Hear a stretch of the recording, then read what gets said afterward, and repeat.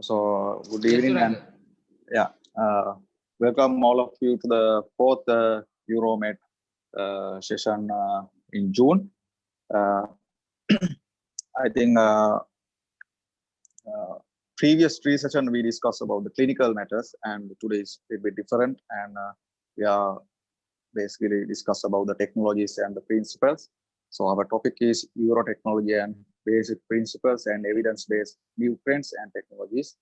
So we have an expert panel, Dr. Anga Vikumavati, senior lecturer and consultant urological surgeon attached to the Kotalavara Defense University, and Dr. Kanchen Edrisinghe, is a consultant urological surgeon, National Hospital Kandy, the Professor Srinath Chandrasekhar, Colombo South Teaching Hospital, and Professor Neville Pereira from National Hospital of Sri Lanka. And according to the agenda, I think we have a small talk from President Slaus. I don't know whether Dr. Suren Silva, consultant urological surgeon. I don't know whether he's available. Is there, Surang? I can see Suren. Yes, yes, okay. I think over to to address the audience. Yeah. Can you hear me? Yeah. Yes, Suren, yes. Yeah. Good evening, dear colleagues. I just want to mention a few words of appreciation, really. Just to mention that when I wanted to introduce a training program for the senior registrars by Slaus, I thought it was going to be quite a challenge, but I was pleasantly surprised by the academic subcommittee and its members who just produced a very high quality training program, and the feedback that we get is excellent. So let me thank Dr. Anuruddha Abegunasekara, Professor Neville Pereira, and Balagopi and Nishant Liyanapathy, the rising stars. Thank you for the job well done. This sort of program can't go on without really a proper sponsor. And the moment I mentioned this to CIPLA, they just jumped at the idea and said, yes, we will support you. And thank you, CIPLA. I hope you can see that you're really contributing to educating the next generation of urologists. I also want to quickly mention that the TRAM program will continue. It's not been discontinued. The moment the social distancing and the government regulations allow us to meet up, the TRAM program will start. The other thing I want to mention is that I'm working on a accreditation program for our senior registrars. It's still in its infancy. Just to encourage you that all this is happening behind the scenes so that you'll get some, what shall I call it, at the end, you will have something that is of some international repute. So without taking too much time, I'll end my talk and let the Uromet 4 start. Thank you. Thank you very much, sir. So we go for today's topic. It's Eurotechnology and basic principles and evidence-based new trends and technology. And I have introduced the 4 expert panel. And first of all, I'm going to introduce first speaker, Dr. Sanjay Marasinghe. He'll talk about the scope and sterilization. I think every speaker has a 25 minutes and 10 minutes for discussion. Over to you, Sanjay. Welcome all of you. Can you hear me? Yes, we can hear Sanjay very clear. Yes. Shall I share your slides? Huh?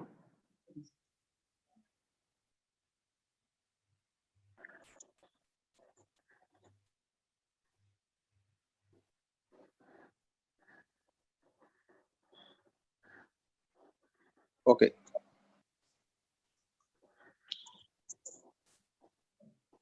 Can all of you see my Yes, slide? we can see your slides. We can hear you, Sanjay.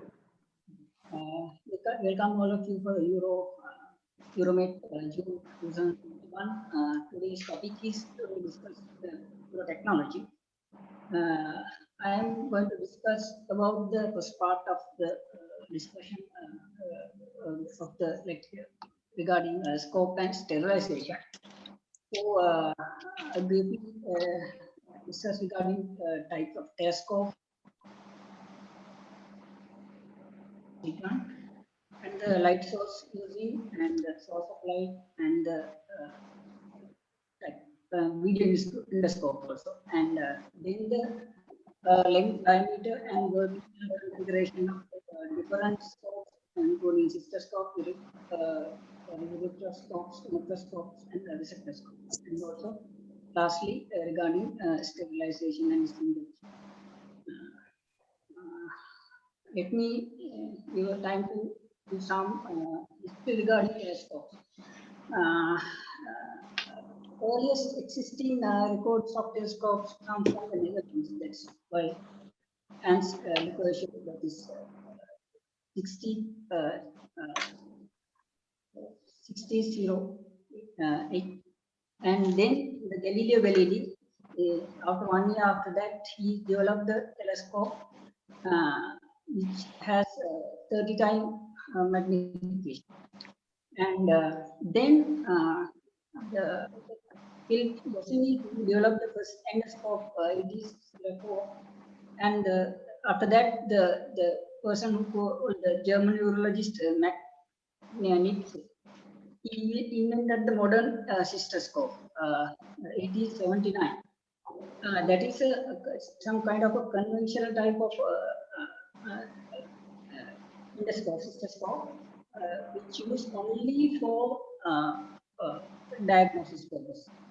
And then the person called a French urologist, that is Anton Jane, who developed a very small profile endoscope in 1953.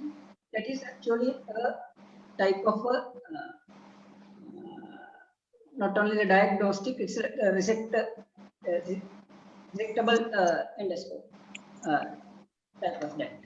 Then these all the up to the 1959, these all endoscopes as conventional small lens. Then the person called the King developed this rod lens system, which after that there's a tremendous development of the endoscope with good clarity of the vision with this rod lens system. Then 1969, this Carl Strauss brought the patents of this Herald Kings, and they developed this rod lens system endoscope after that. Then the important thing, other thing is the lens developed the charge coupled device CCD in 1970. After that, up to the 1970s, there's endoscopes. They have made the rod lens system and the fiber optic. With the invention of this charge CCD, they after that they tried to develop the digital endoscopes. Now we are in the era of digital endoscope, and still we are using this rod lens telescopes and the fiber optic ones. But the comparing the rod lens and fiber optic one system, digital sensor technology has good image resolution, including the high definition telescope. And other thing is that they use no need of separate light panel. I will discuss this in the future slides. And so telescope is an optical instrument that is made the distance object appear large and near. So as a usually we are using different types of telescopes, including cystoscope, ureteroscopes, microscopes, and laparoscope. There are some are rigid, some are semi-rigid, and flexible. So this is a basic diagram of the telescope, which this shows the rod lens system. So basically, it has outer tube, and which carries the optical carrier tube, and the illumination fibers. These illumination fibers mainly we are using fiber optic one. And this rod lens system, they have large rod-like lenses, and then it has a separate light post. We have to connect it to the light source and the earpiece, which are connected to the external camera to get the image. Comparing the rod lens system and the conventional system, so this conventional system, the problem is that they are using very tiny lenses. So because of the lenses, the arrangement of lenses in this rod, the telescope is difficult because of the diameter. It is very, very thin. Because of that, they have to make it a little bit larger diameter scopes to secure these lenses in the correct places. And these other things, they need additional support to lenses to make in the position. So because of that, the lens diameter is reduced, and other thing, the scope size is large. Because of that, using this conventional system, the telescope gets large diameter. So sometimes we can't use to visualize the very narrow caliber organs. But the development of the optical rod lens, because of this rod lens are very large, so can nicely assemble within this tube. And so because of that, they can develop the small scope size. It has good resolution and contrast and brightness, and also they achieve more field of vision than the conventional lens. And a little bit regarding the angle of view of the telescope. So, telescope, there are different angle telescope. That is basically depend on this angle is by there's a after object lens there's a prism. Because of this prism give a different angle of view of the telescope. So this is important because of the angle, because sometimes with the angle with the small movement we can visualize the entire organ with this angle because of the angle. And to consider the angle, there are 0° and 12° telescopes. So these are better to visualize the urethra. And but we are commonly use ones are the 30° or 45° telescopes. Those are we are mainly used for therapeutic purposes. And there are 70 and 120° telescopes there. They can mainly use for visualize anterior, inferior wall and dome, neck of the bladder. They are more visualized, but these 70 or 120° angle telescope we can use for resection because of the we can't see the resector scope because of this angle. That is mainly for the diagnostic purpose. And there's a color code in the telescope. According to this color code, we can get an idea what kind of telescope we are using. If it is a 30°, maybe it's a red color one. There's a band in the telescope you can see, and that you can identify what kind of telescope is this. And when you're considering the endoscopes, the flexible one, as a urologist, we are mainly using flexible cystoscope and flexible ureteroscope. There are mainly available in the two models. There are fiber optic and digital model. fiber optic scopes, problem is that they need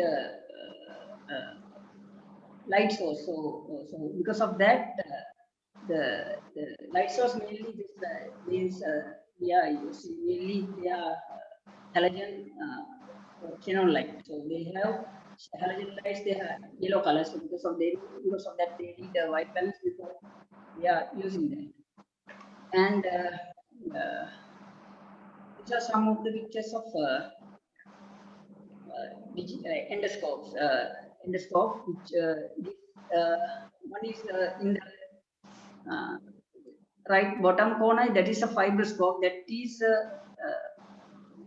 is having this fiber optic bundle. So illumination and the image both are carried through the fiber optic cables, and they need separate camera outside to get an image to convert into the electrical signal. So, and also it needs separate light source.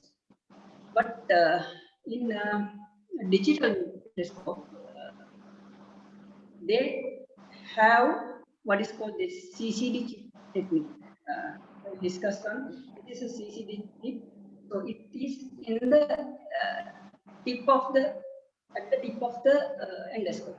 So it has objective lens. Then this CCD chip, this is called charge coupled device. It converts this image into the electrons. Then through the wires, it carries to the camera control unit and it give a real-time image there. And illumination is by the digital scope. There are two methods. One thing is some are using fiber optic cable, so they need the separate light source, and the fiber optic one they carry the light for the illumination. But there are newer one which are use what's called this LED lights at the tip. So if the LED light is using, so no need to have a fiber optic bundle to illumination. So digital flexible iridoscope technology. So they use digital image sensor. So there are two different types of digital image sensor chips. There are one thing is a charge coupled device I already discussed. Other one is the complementary metal oxide semiconductor (MOS). So these two are the same, but complementary metal oxide semiconductors have it process image faster, and it's cheap than the CCD, and it has a low temperature, and so they convert the photons to electrons, and the wire within the iridoscope carry the digital signal image processing. And because of that, this technology, they don't have a separate light cable and separate camera head. So because of that, digital microscope, they are comparing some studies with the digital scopes and with the fiber optic scopes. Digital scopes have high maneuverability and visibility comparing with the fiber optic scopes. So this shows some difference in the scopes. The fiber optic scopes have large head. He has separate camera head and the separate light connector, but the digital scope, that is only one cable which carries the both light and the camera code. And the image, we are comparing image, the fiber optic scopes, they give something like a honeycomb like view because of the small fiber optic cables. The digital scopes have good resolution and good clarity of. So if you think about fiber optic light bundle, so these are flexible transparent fibers. Mainly these are glass fibers made up of silica, and sometimes plastic also used. And if you are cutting the fibers cross section, we can see there's a core, there's high refractive index glass, and covered by the that is called low refractive index. So because of that, the light rays are going to phenomenon called total internal reflection. Because of that, it reflected and hits on this intersurface of the core and the client. It travels the light through the fiber optic band. This is the basic mechanism of fiber optic light bundle. And so, if you are using fiber optic light bundles, so you should have a separate light source. So, generally, we are using high insulation light or halogen light, so external light source, and it delivers the white light through the fiber optic cable to the endoscope. So, but the halogen is yellowish light. So before we have using the scope, we have to bypass the number one, we have LED illumination. When you are comparing the halogen as xenon light with the LED illumination, important thing is LED illumination is it has better half-life. There are more than 10 to 20% of half-life. We are comparing with the halogen xenon light. And other thing is important thing is we highlight is the photodynamic PDD unit, which is used for photodynamic diagnosis. That is different from the white light endoscope. So use a filter. The D-light system which are using, which are produced by the car stores, and this PDD units, they should have separate light source and separate light bundle and separate scopes to do the photodynamic diagnosis. So the UA recommendation, the PDD diagnosis in the bladder carcinoma is they have highly strong recommended PDD guided biopsy in suspecting carcinoma-like situation. When you consider, then we are moving into the scopes and the basic arrangement and their sizes and the channel sizes and their sheet sizes. And cystoscopes, there we have rigid cystoscope and flexible cystoscope. Rigid one. And basically rigid cystoscope composed of optical lens and bridger and sheet. Bridges connect the telescopic lens into the sheet. So there are different types of bridges. There are diagnostic bridges and therapeutic bridges.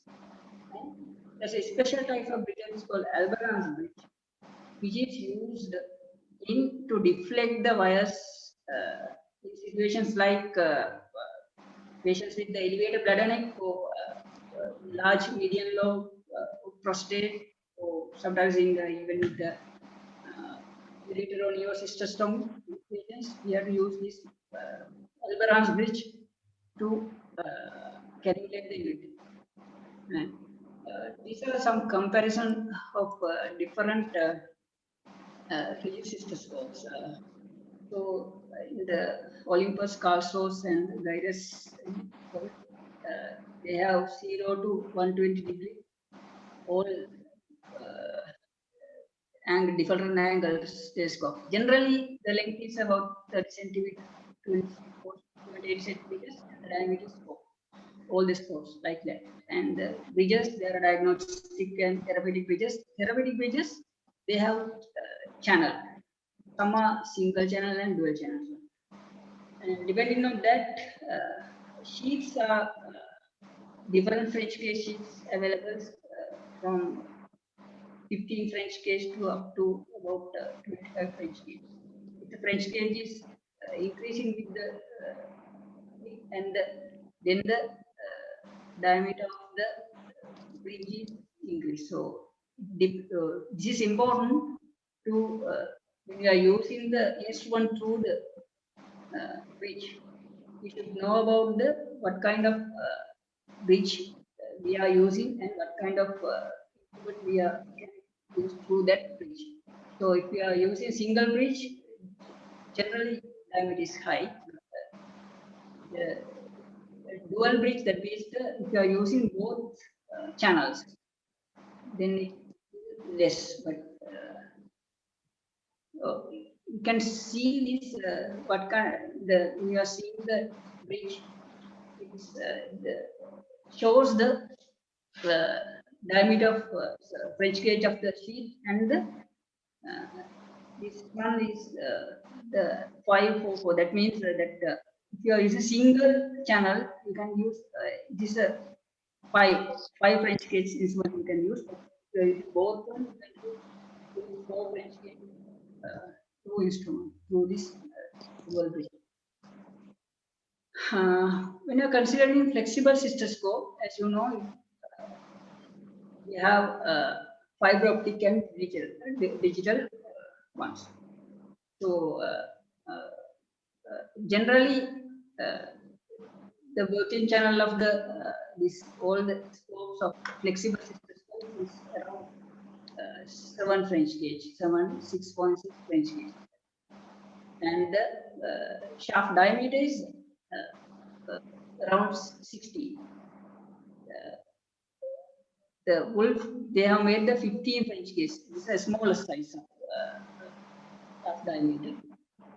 In the Olympus and the Castors, they have generally around 16.5 size French gauge. Because the problem is there is one problem is the digital endoscope, because digital endoscope have CCD, but the fiber optic ones, they have elimination goes through the fiber optic band. So because of that, tip of the fiber optic cystoscopes, they have smaller tip. Because of the CCD chip at the digital scope, they have a little bit of a larger end in the digital scopes. There is one limitation in the digital scope.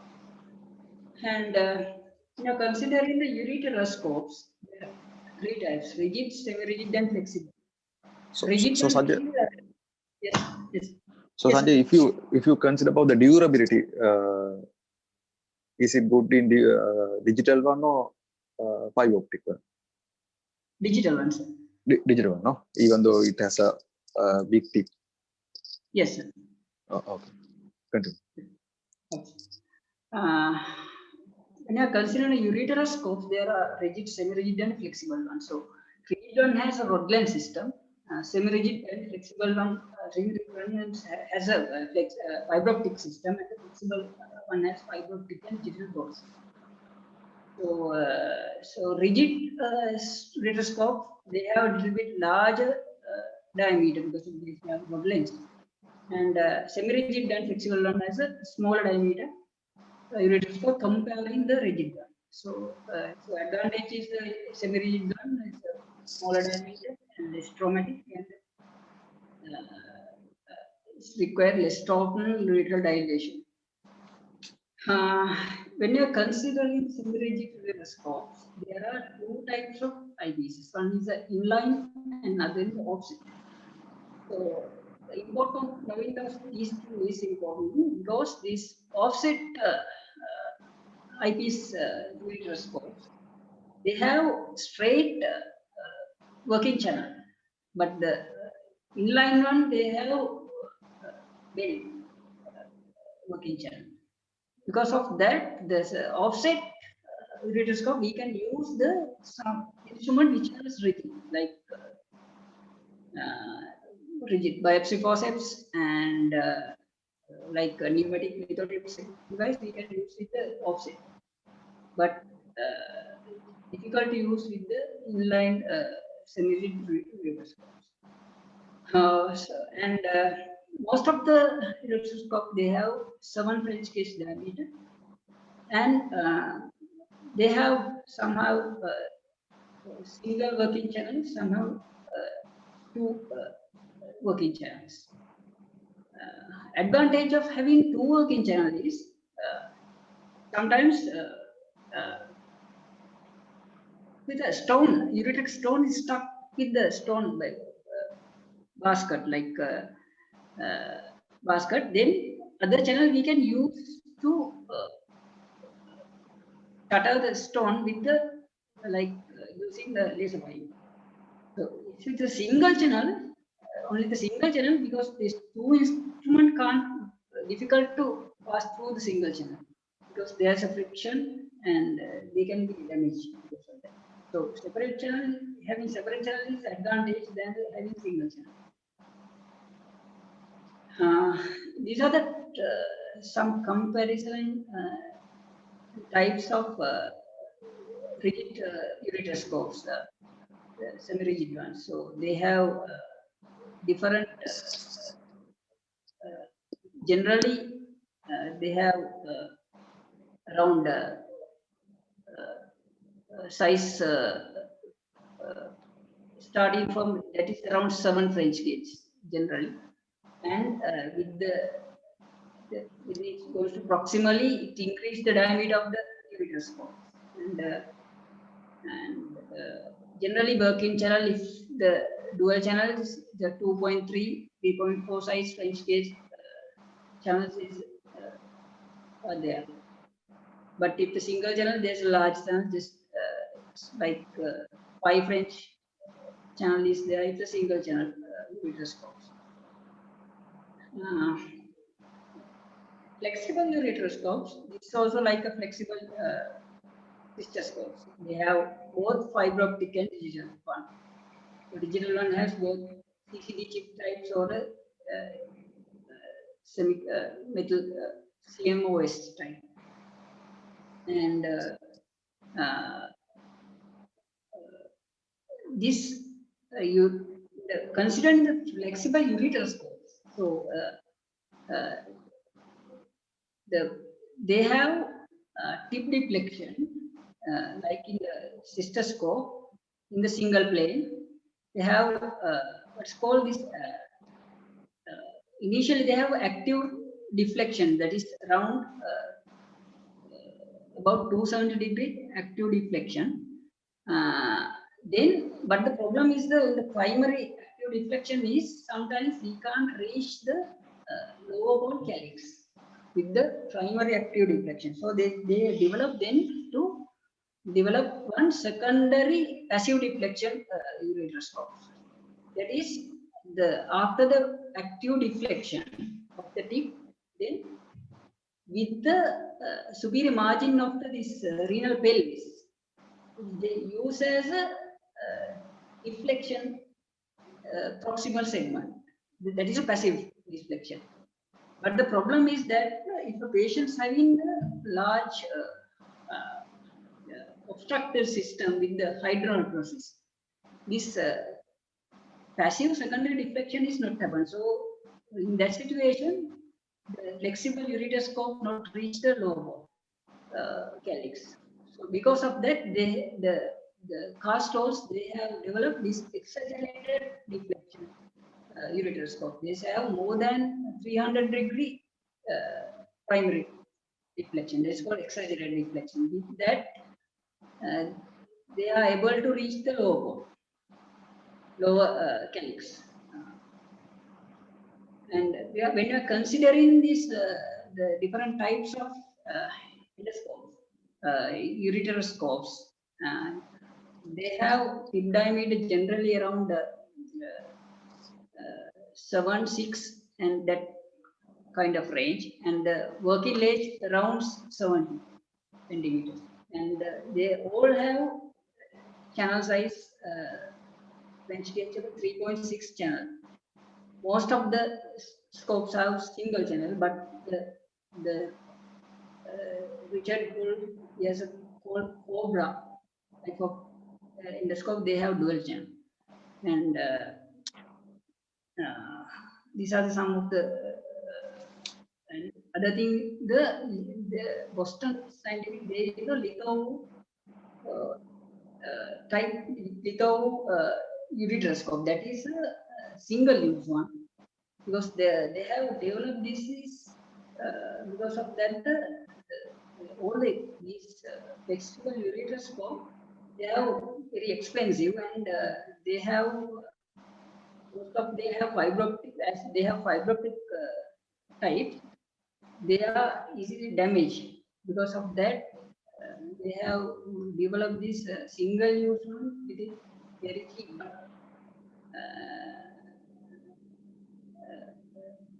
That is called litho, and there are some comparisons done between these flexible ureteroscopes. I think Sanjay, you have a 5 minutes more. Okay, sir. So they have comparison. So both digital and flexible ureteroscope have equal stone free rates, and but the fiber optic ones have long operating time than the digital. And nephroscopes, there are mainly two types. These are standard type, and parallel IPs and angle IPs. Operating sheets generally 24 French gauge, and there's a generally it's at 25-90 centimeters, and the working channel is around 13.7 French gauge. And these are those fiber optic system. And development of changing the PCNL technique with the mini PCNL technique. They have different types of PCNL microscopes, and depending on the calycial calyx and the type of size of the stones, there are many PCNL types. So depending on that, we have to decide what kind of French gauge microscope we have to use. And generally, standard is 24 to 24 French gauge, but in PCNL there can go up to 7.5 French gauge one noise. And we have very small French gauge channel. Actually, this nephroscope system, they have this laser to disintegrate the stones, and they are not removing the fragments. They are used this to remove the fragment. This hydrodynamic effect of the irrigation.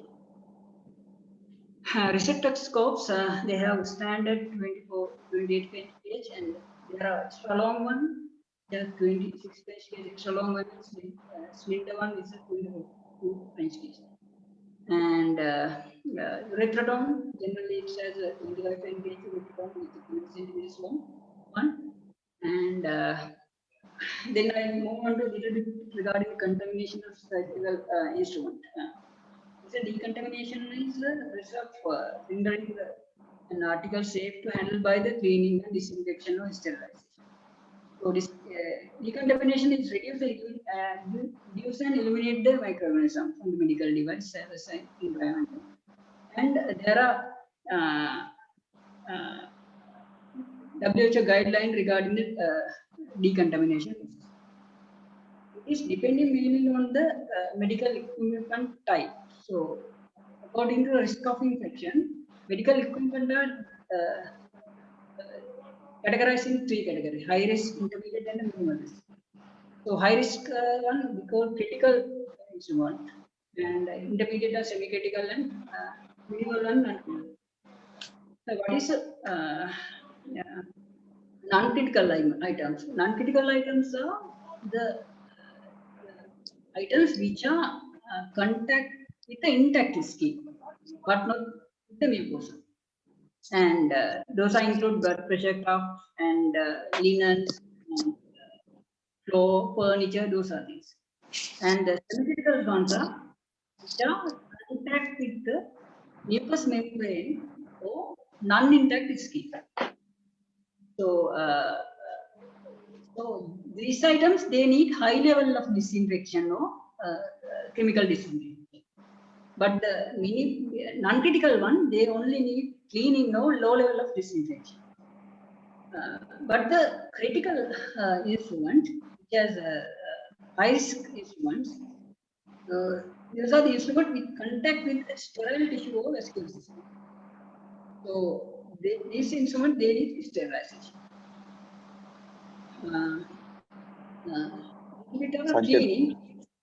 Sanjay, another 1 minute though. 1 to 2 minutes, okay?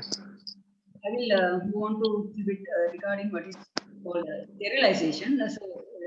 Sterilization is complete removal of all viable forms of organism. It includes virus, bacteria, and the microbacteria. So there are different types of sterilization methods. These are depending on the instrument, is heat tolerance or moist tolerance. It's a heat tolerance instrument. You consider it. The instrument is a moist tolerance also. We can use the autoclave. But and the instrument heat tolerance, and but it's moist intolerant, then we use a dry heat. And heat intolerance instruments, they are moist tolerant. They can sterilize with the chemical sterilization. This includes acetic acid and the glutaraldehyde. With heat intolerance and moist intolerance instruments, you have to use ethylene oxide, CO2 glass plasma, or also. So, there are different modes of little bit about the autoclaving.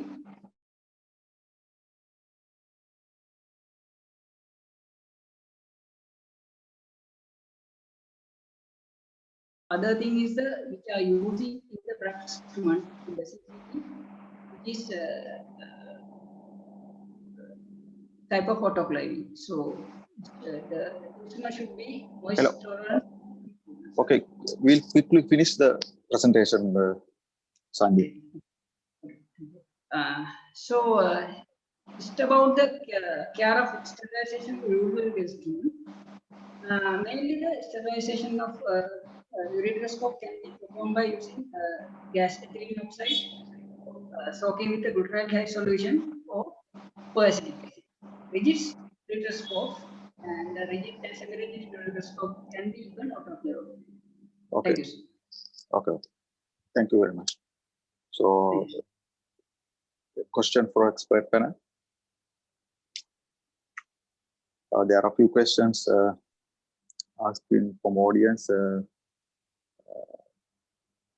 So, what is the risk of transmission of prions disease to the endoscope? How can we prevent those at the Balsam? The expert panel. And Ranga. Hello.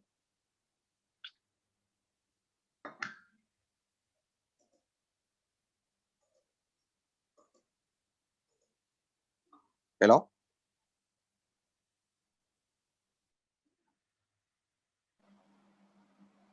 Hello, Suranga? Yes. Yeah. The question is about prion disease, isn't it? Yeah. There is a theoretical risk, but the prevention means I'm not quite sure about whether there are any specific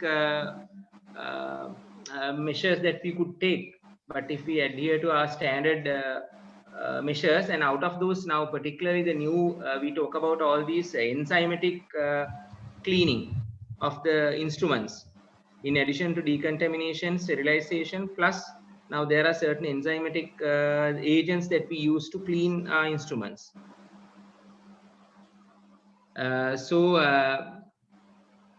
That may help to prevent these the prion disease up to some extent.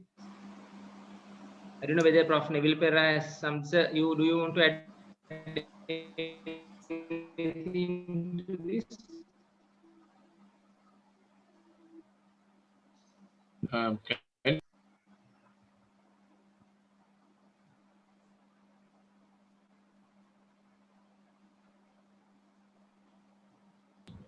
Hello.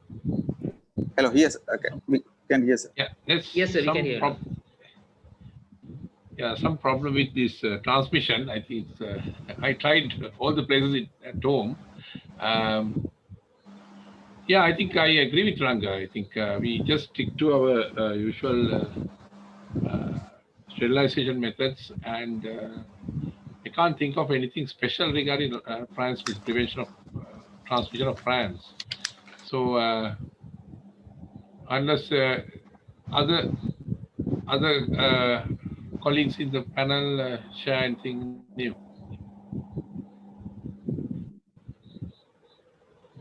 I have nothing much to add actually. Professor, there's another question from Ishant actually. What are the basis of blue lights and NBI? Current evidence on their use in clinical practice? Yeah. Narrowband imaging and blue light actually is used to demonstrate the flat lesions in the bladder, which are not visible in the ordinary light, because the narrowband imaging is part and parcel of our Olympus system anyway. And the other one, of course, you have to inject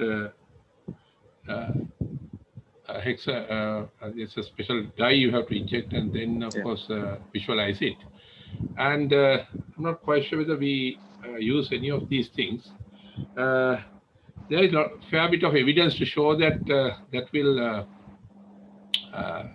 change our management in a subtle way.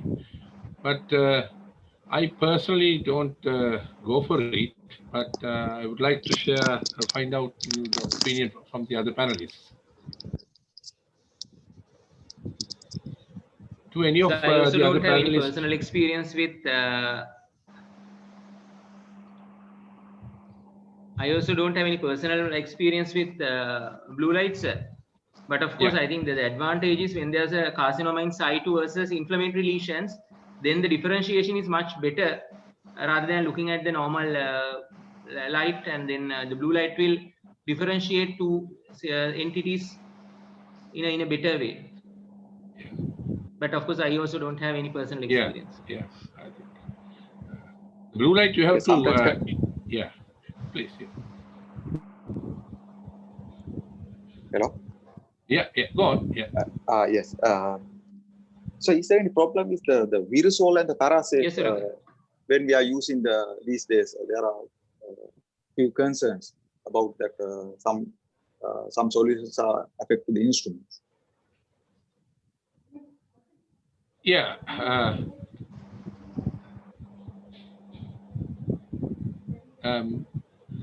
Here there is problem of bit of rusting and staining of the instruments when you use these new solutions. Though it says it's parasafe, the same thing as parasafe, I think there are contaminants in that, and we have got complaints of just staining, and there's some spots appearing in these solid instruments. So I think I don't know what is the experience with the other panelists and the colleagues. Yeah. Same here, sir. Yeah. Same here, and the corrosion risk also slightly higher with the so-called virusol. Yeah. I think but of course, scientifically there is no difference. The efficacy is more or less same. In fact, yes. Even we have faced with the same problem when the parasafe is not available, when we are using the virusol for as alternative to that. I think that the substance in the two products works in a different way, so that causes staining of our especially the wires and the surface of the telescopes. And actually with the change, or when there's no parasafe is not available, we lost few instruments due to the use of the other substance. So we are now strictly sticking to parasafe with the recommendation of the instrument provider also, because they all maybe they are recommending only parasafe for their instruments. So we are stick to that now. So otherwise, there's a risk of losing our telescopes. So I think final question to Nevitsa sir. So when we are using the single tip and the three tip, so what is best for a resection in the TURP and the laparoscopy? Yeah, actually 3-chip gives a very clear view, and when it comes to laparoscopy, that is a quite useful thing. So I mean, we had at one stage the endo eye, which was a sort of a flexible sort of a camera for laparoscopy. But I think, I don't know how many people will have these three-chip cameras. But that definitely gives a better view. I think in future, if you are requesting, we must go for it. Any others use this flexible and the three?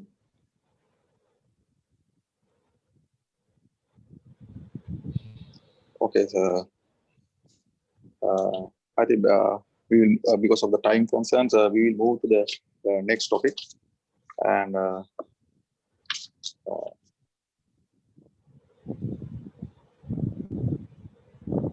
it is the accessories we are using in the urology setup. The presentation done by Dr. Sadish Nirosha. Over to you, Sadish.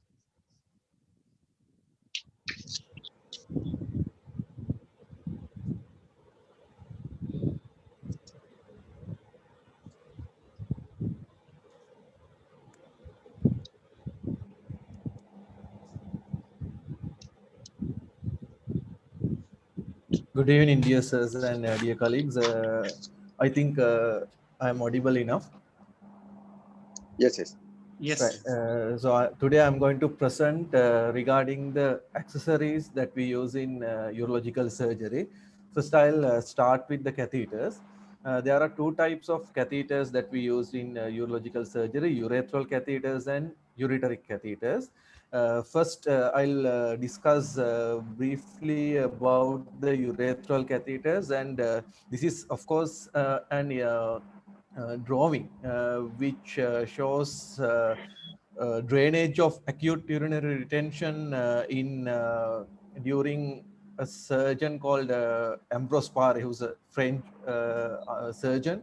And when it comes to the history of the urethral catheters, the earliest record of a urethral catheter runs up to the Egyptian era, where they have used different types of urethral catheter-like instruments to drain acute urinary retention. And actually, the introduction of the Foley catheter that we usually use in our urological practice is in 1930s.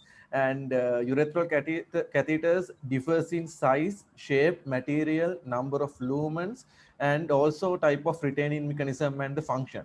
And generally, the size of the urethral catheter diameter is measured by French scale, which one French equals 0.33 millimeters.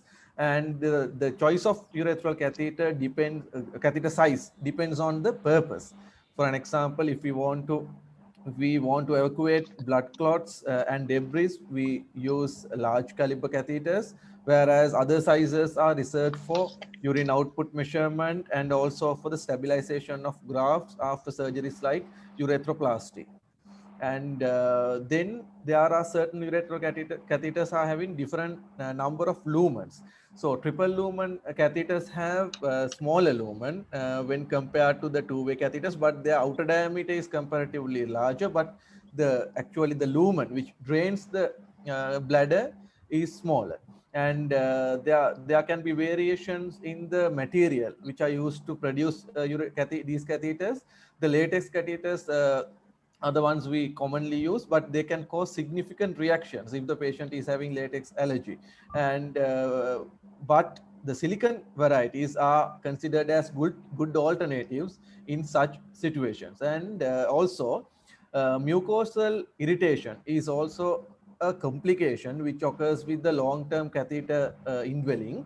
And we can reduce this mucosal irritation when we choose a catheter with low coefficient of friction. And also in new catheters, there are hydrogel coatings to create an interface between tissues and the catheter, and it will reduce the incrustation as well as the tissue reaction.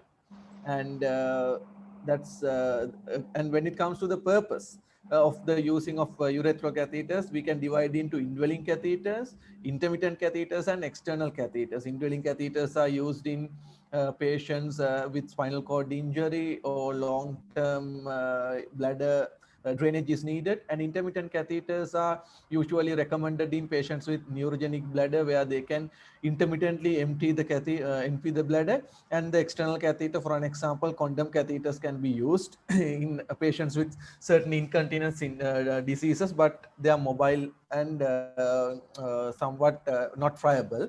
And these are different tip configurations used in different catheters, the mushroom tip and the whistle tip, the cone tip, cord tip, and there are certain different tip configurations are there. I'm going to discuss about these tip configuration further when I'm discussing the ureteral catheters. So when it comes to the ureteric catheters, so the ureteral catheterization is required in retrograde pylography, obtaining samples for the cytology when you're suspecting upper tract TCC, and also in procedures such as ureteral dilatation. And there are many configurations of ureteral catheter tips like cone tip, cord tip, flexi tip, whistle tip, tapered tip, and also bulb, olive, and spiral, which are shown in this picture. And the diameter of the ureteral catheters ranges from 4 French to 8 French, and length is generally about 70 centimeters. And when it comes to the routine retrograde pylography, we use generally cone tip catheters, because this cone tip can occlude the ureteric orifice and keep the contrast in the pelvic callaceous system, which leads it to distended. And there's no leakage of contrast, which helpful in doing PCNL punctures also. And also this cord tip or flexi tip catheters allows uh, dramatic mobility of the tip. So actually, while using these catheters, we can actually, without exaggerating the motion of the endoscope, we can cannulate the ureteric orifices. So this is helpful, particularly in ureteric orifices, which are difficult to identify due to edema or tumor infiltration. And this is a graph demonstrating the cord tip and the straight tip. And there are dual lumen ureteric catheters also, which helps to deliver irrigation fluids to the ureter and drain off the fluids from the urinary tract, while providing 2 separate working channels for second wire placement or injection. And this is a dual lumen catheter, which has 2 working channels, that and the irrigation channel also. We can preferably use them according to the purpose. And the balloon dilation ureteral catheters are used for the radial dilatation of the ureteric strictures, which I am going to discuss more when I'm discussing about the ureteral dilators. So this is a diagram which shows the use of ureteric balloon dilator. It is also a kind of a ureteric catheter, which is filled with contrast, used for a dilatation of the stricture shown in this photo. And complications of the ureteric catheter include ureteric perforation, obstruction of the lumen due to the debris or kinking, and there are case reports which reports the fracture of the catheter shaft and also the dislodgement of the flexible tip. And then I'll discuss about the guide wires. So guide wires ranges in diameter from 0.018 to 0.038 inches, and their length is variable from 145 centimeters to 260 centimeters. And generally, the tips of these guide wires are flexible and soft to prevent ureteric tissue damage. And the length of the flexible tips also varies between the 3 and 15 centimeters. And when it comes to the shaft of the guide wire, they are usually rigid, and they can be designed in 2 layers. So they are having an outer layer and also an inner layer. So this outer layer is lubricous and kind of a flexible layer, which is usually formed by plastic coating or PTFE. And the inner core is also called mandrel, is either formed by the stainless steel or the nitinol material. And the size and the stiffness of this inner core determines the rigidity of the guide wire. And there are certain guide wires where we can remove the inner core, where this then this straight guide wires can be made floppy. And this is actually a diagram which shows the inner core, which is made by the stainless steel, and this is outer core which has a PTFE coating. And there are two types of inner cores which can be made from the stainless steel or nitinol. This nitinol is a material which is formed by nickel and titanium, and relatively expensive. But the advantage is actually the stainless steel inner cores can kink permanently if handled roughly. But in contrast, this nitinol guide wires does not kink. So that is the advantage. And also the coating of the nitinol type guide wires must be kept moist because they are hydrophilic. So if it dries out, it can become tacky. Hence, prior to every passage of catheter over near this nitinol wire, we should moisten the outer layer with a damp sponge. And the guide wire's surface is coated to achieve lower friction, and it will allow it smooth advancement along the upper urinary tract. There are two types of coatings, either PTFE coated wires and there are hybrid wires. In hybrid wires, at the tip it is hydrophilic, and they have a PTFE coating. The reason is the hydrophilic tip can easily negotiate the obstructions, but the PTFE coated shaft is easier to work with than hydrophilic shaft, because hydrophilic shafts tend to be very slippery. So that's the advantage of hydrophilic these hybrid guide wires. They are easy to handle in the shaft, plus this hydrophilic tip can pass the obstructions easily. And guide wires serve two purposes. They provide access to the particular part of urinary tract, and also they serve as a guide wire over which catheters and stents can be passed. So these two functions require different guide wire characteristics. For the access, most important aspect is the flexibility and the lower friction. But when it comes to the catheter or any other instrument passage, the shaft rigidity is the greatest importance. Because of that, for these purposes, we use super stiff guide wires. And there are stiffer guide wires when we want to straighten out a tortuous ureter, and also when we want to insert an instrument such as ureteral access sheaths. And guide wire tips, again, two different configurations are there. Straight tip guide wires are there, and also angle tip guide wires are also there. The straight tip are often easier to insert at the ureteric orifice, but these angle tip guide wires are helpful for bypassing ureteral obstruction. And this shows the straight tip and the angle tip. Then the complications of the guide wire. It has shown that ureteral perforation, though it's uncommon, it's reported in 1.6% of the cases. And also other complications include mucosal injury, false passage, and ureteral avulsion. And although these complications are rare, if we use the correct guide wire for the correct purpose, we can actually minimize these complications further. And then I'll discuss about the irrigation fluids used in urological surgery.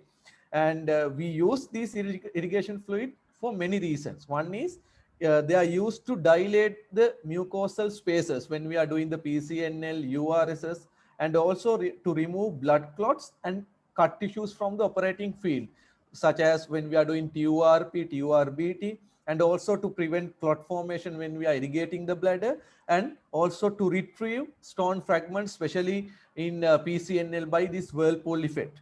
And they are used in these common surgeries in urology. And there are two types of irrigation fluids. There are conductive fluids as well as non-conductive fluids. So conductive fluids include saline and ringalactates, but these conductive fluids are generally inappropriate during traditional endoelectric surgery because electric charge would be diffused. But in non-conductive fluids such as water, glycine, sorbitol, so these are used in traditional TURP or monopolar TURP. And this water has a theoretical advantage of increased visibility and lysis of tumor cells as it is hypotonic. And I'm going to discuss about certain irrigation fluids in TURP and PCNL. So when it comes to the TURP, sterile water has been used as the irrigation fluid in early days of TURP, and it was found to have associated with significant hemolysis and fluid overload. But because of that, in Western countries and the developed countries, the usage of sterile water is now becoming reduced. But still in our country, due to the the economical issues and the availability, we still use the distilled water or the sterile water for the irrigation of TURP, and it has its own advantages. One is it's cheap, and also it provides excellent vision, as these erythrocytes, when bleeding during the resection, when erythrocytes enter the field, they hemolyze immediately and it clears off the field from getting bloody. And then the other irrigation fluid commonly used in TURP is the glycine. So glycine is an endogenous protein and endogenous substance, and it is a transparent substance which is relatively cheap, but it can be associated with adverse cardiac effect. And there are certain studies which has compared sorbitol and mannitol for the TURP, and in Western countries they are using. And the advantage of sorbitol and mannitol versus glycine is that they are having less cardiac side effects compared to the glycine. And there are certain measures to prevent excessive fluid absorption during TURP, like limited resection, limiting the resection time to 1 hour, and keeping the pressure of the irrigation fluid less than 2 kilopascals. And then about the saline as irrigation fluid in TURP, and though this can't be used in monopolar TURP, saline can be used in bipolar TURP. And also using saline instead of glycine decreases the risk of TURP syndrome due to lesser absorption of the irrigation fluid. And irrigation fluid in PCNL. So in the PCNL, we generally use two types of irrigation fluids, either saline or sterile water. Generally, what we use is saline, because to prevent complications such as hyponatremia due to excessive systemic absorption of the irrigation fluid. But the sterile water is an inexpensive, safe, and more available alternative without any major complications in comparison with normal saline that can be used in the PCNL. Actually, these studies, there are certain studies that I found in the Cochrane Library Research published by the Sri Lankan neurologists also, with regard to the usage of sterile water instead of saline as an irrigation fluid in PCNL. And then I'll discuss about the ureteral stents. There are absolute indications and relative indications. So in the absolute indications for the ureteral stenting include relief of an infected obstructed kidney, and bilateral ureteral obstruction, and obstruction of a solitary functioning kidney, and ureteric injuries and post-treatment urolithiasis in patients with solitary kidney. And the relative indications include when we want to relieve an obstruction of the ureter by either stricture or external compression such as retroperitoneal masses, pelvic tumors, etc. And also to relieve pain associated with ureteral obstruction, and also especially when it comes to the renal colics in pregnancy, where we can't do ESWL or any other intervention, then we can manage with those patients with stenting. And again, when it comes to ureteral stents, there are a variety of sizes, lengths, number of coils, and material. And basic stent, actually it was the basic JJ stent, it was introduced by the in 1978. And when it comes to the ureteral stents that we are using, the diameter ranges from 3 French pediatric stents to 14 French endopilotomy stents. And there are different lengths and different manufacture indwelling times. So generally, the maximum manufacture indwelling time is considered as 365 days. So they are for the annual metal stents. And optimal time for the stent change generally we consider as 6 months. So majority of the non-metal stents are composed of polyurethane or silicon, and the ureteric stents have tapered tip and hydrophilic coating to allow smooth insertion. And most commonly used one is the double pigtail stent, also known as a double J stent. And when it comes to the metal stents, there are different types: self-expandable, balloon expandable, covered metallic stents. These can be changed annually. And this is the conventional DJ stent, and this is a annual metal stent. And there are special ureteral stents in the market and in the literature. One is this inlay stent, where once we insert the stent into the patient's body, it softens up to 50% at the body temperature, and it will promote this enhanced comfort and minimize the friction. And there's another stent called dual durometer stent, and the specialty of this stent is it has the bladder coil is designed to reduce the bladder irritation. Because so this is the dual durometer stent. The bladder coil is softened because there are findings of the patients who are stented to have lower urinary tract symptoms, irritative kind of lower urinary tract symptoms due to the stiffness of the distal coil. And there are Satish, you have 6 minutes. okay. There are biodegradable stents, drug-eluting stents, and the mesh stents. And also there are anti-reflux membranes incorporated into the certain stents.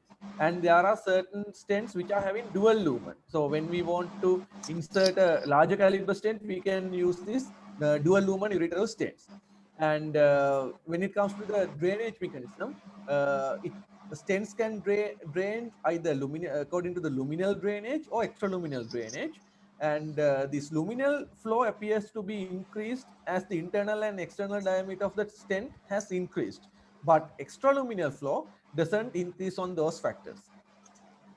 And these are the complications of ureteral stents.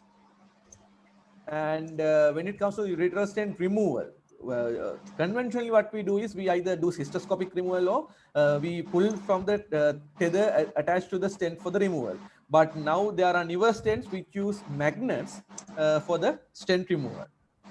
And an ideal ureteral stent has to be has to the perfect optimal flow characteristics should be there. Well, the ideal stent should be well tolerated by the patient, and the biocompatibility, radio opacity, visibility on the ultrasound scan, cost efficiency, ease of insertion and removal, all are important features. But still, an ideal ureteral stent which actually cater all these requirements has not yet been designed. And nephrostomy tubes. So there are different types of nephrostomy tubes such as Foley, Melcott, Council, Cope loops, circle tubes, and different types are there. And the sizes ranges from 5 French to 32 French. And there are various materials from which these stents are made: polythene, polyethylene, silicon, likewise. And I'll discuss about certain types of nephrostomy tubes. One is pigtail catheter, which is the smallest and simplest nephrostomy tube, as you can see in this graph. And then there's a modification to this simple pigtail called Cope loop. And what happens is a nylon string is attached to the distal end, and we can actually insert the stent and pull this nylon stitch and make it loop. So this improves the self-retaining mechanism because pigtail catheters can easily dislodge, but the scope loop catheter has some advantage in resisting the dislocation.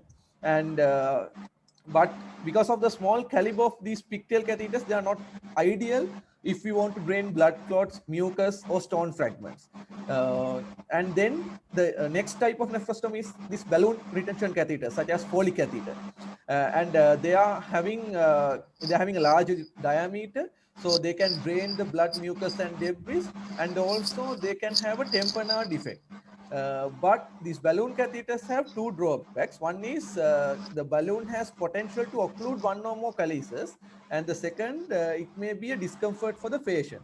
And because of that, they have introduced these Mailcott tubes, where there's a kind of mushroom kind of a tip, and it will not occlude a calyx into a degree like a balloon nephrostomy tube. But again, their self-retaining mechanism is less secure. And then there's another kind of a stent called endopilotomy stent, and it is actually ideal nephrostomy tube for urinary drainage and strengthening of the PUJ after endoscopic incision or antegrade ureteric stone basketing procedure, and also for stenting a stenotic infundibulum or neck of a calyceal diverticulum. And another Satish, nephrostomy. we will go five more minutes to minutes. complete this. Okay. Because, Okay. The others are U-loop, and so this is a U-loop one which can traverse two calyces, and this is called a re-entry nephrostomy tube, where it's a modification of this Mailcott nephrostomy tube. When we remove the tube and if the patient starts to bleed, we can easily re-enter, because this distal end is inserted into the ureter also.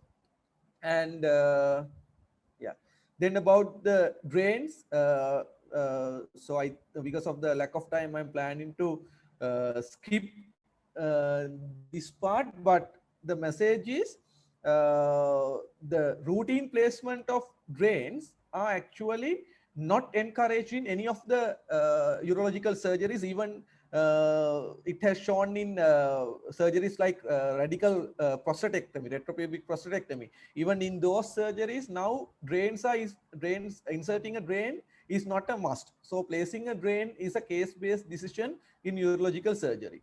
And about the stone retrieval devices, there are stone retrieval baskets and stone retrieval forceps. So the stone retrieval baskets, there are different types. There are helical ones, spherical ones, and the tipless ones. So the tipless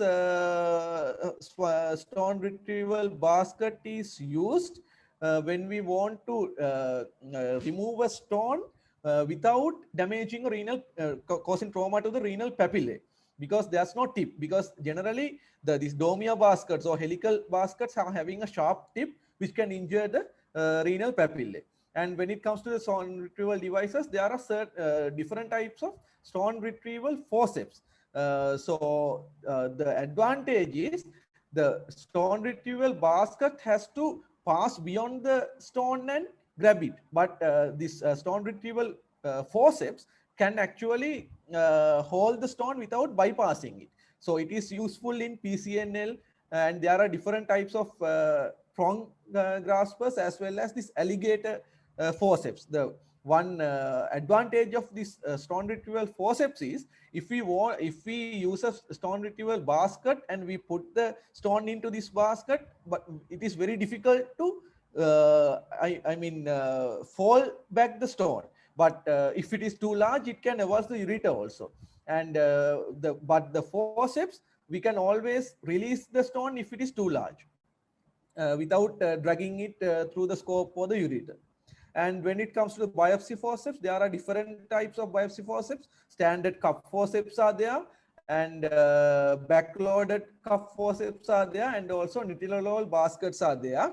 So when it comes to these biopsy forceps, if it is a sessile lesion, these cup forceps are ideal to take the biopsy. And if it is a polypoidal lesion, we can put this basket and snare biopsy can be done. And dilators of the PCNL. There are different types of dilators, such as fascial dilators, amplas dilators, and coaxial metal dilators and balloon dilators. And the advantages and disadvantages of these dilators are there. If when it comes to the fascial dilators, the main disadvantage is they can kink, and that we can lose the track.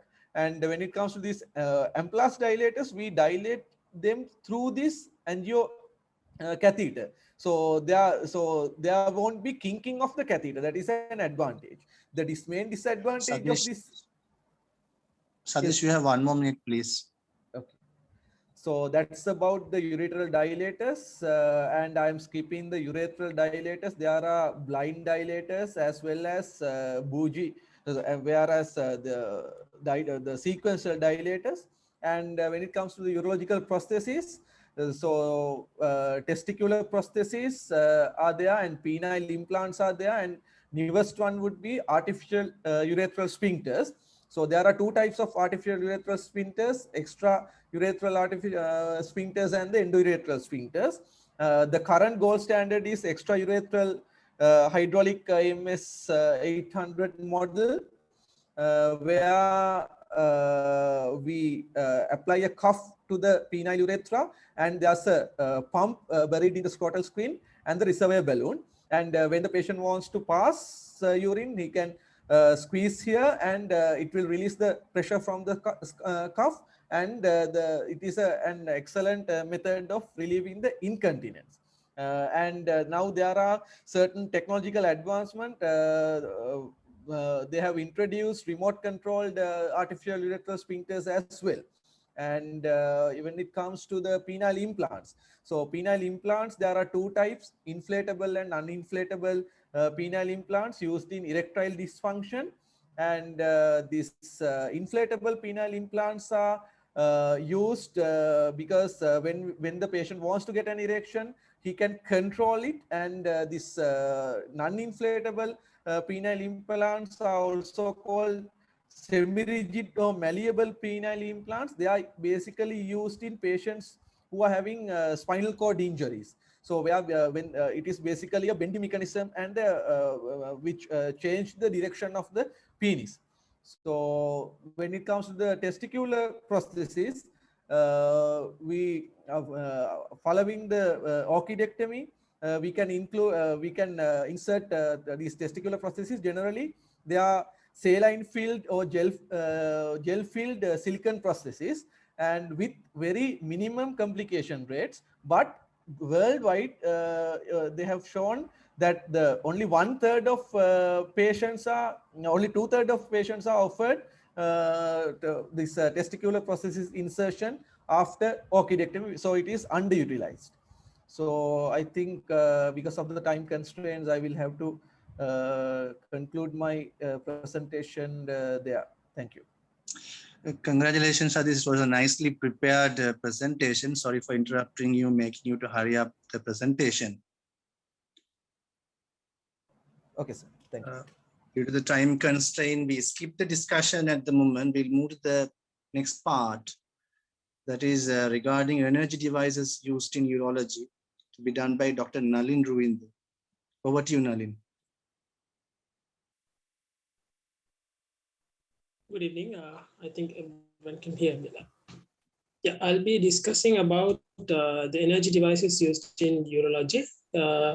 And my outline would be, I'll be discussing about diathermy, shock waves, laser, pneumatic lithotripter, and certain energy devices used generally in general surgery as well as in urological surgery.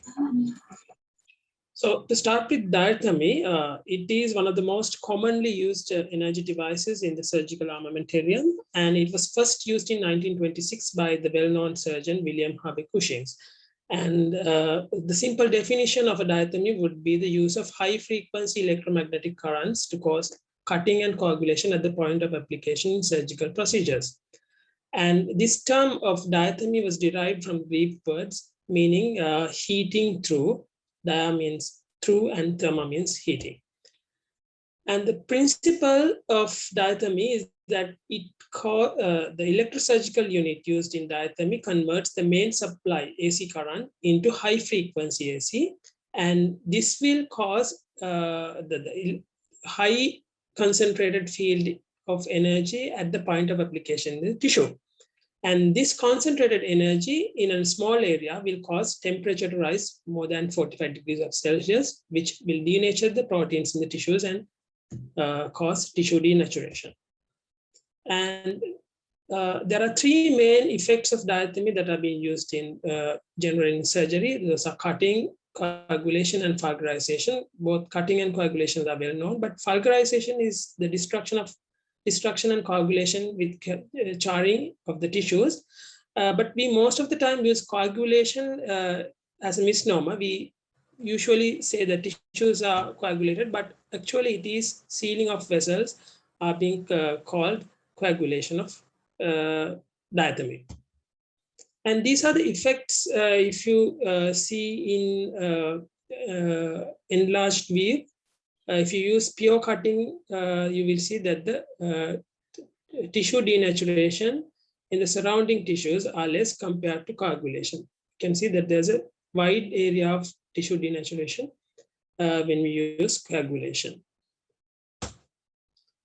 So in coagulation, the temperature rises above 60 degrees of Celsius and causes slow boiling of intracellular fluid. Whereas in cutting diathermy, the temperature rises above 100 degrees of Celsius.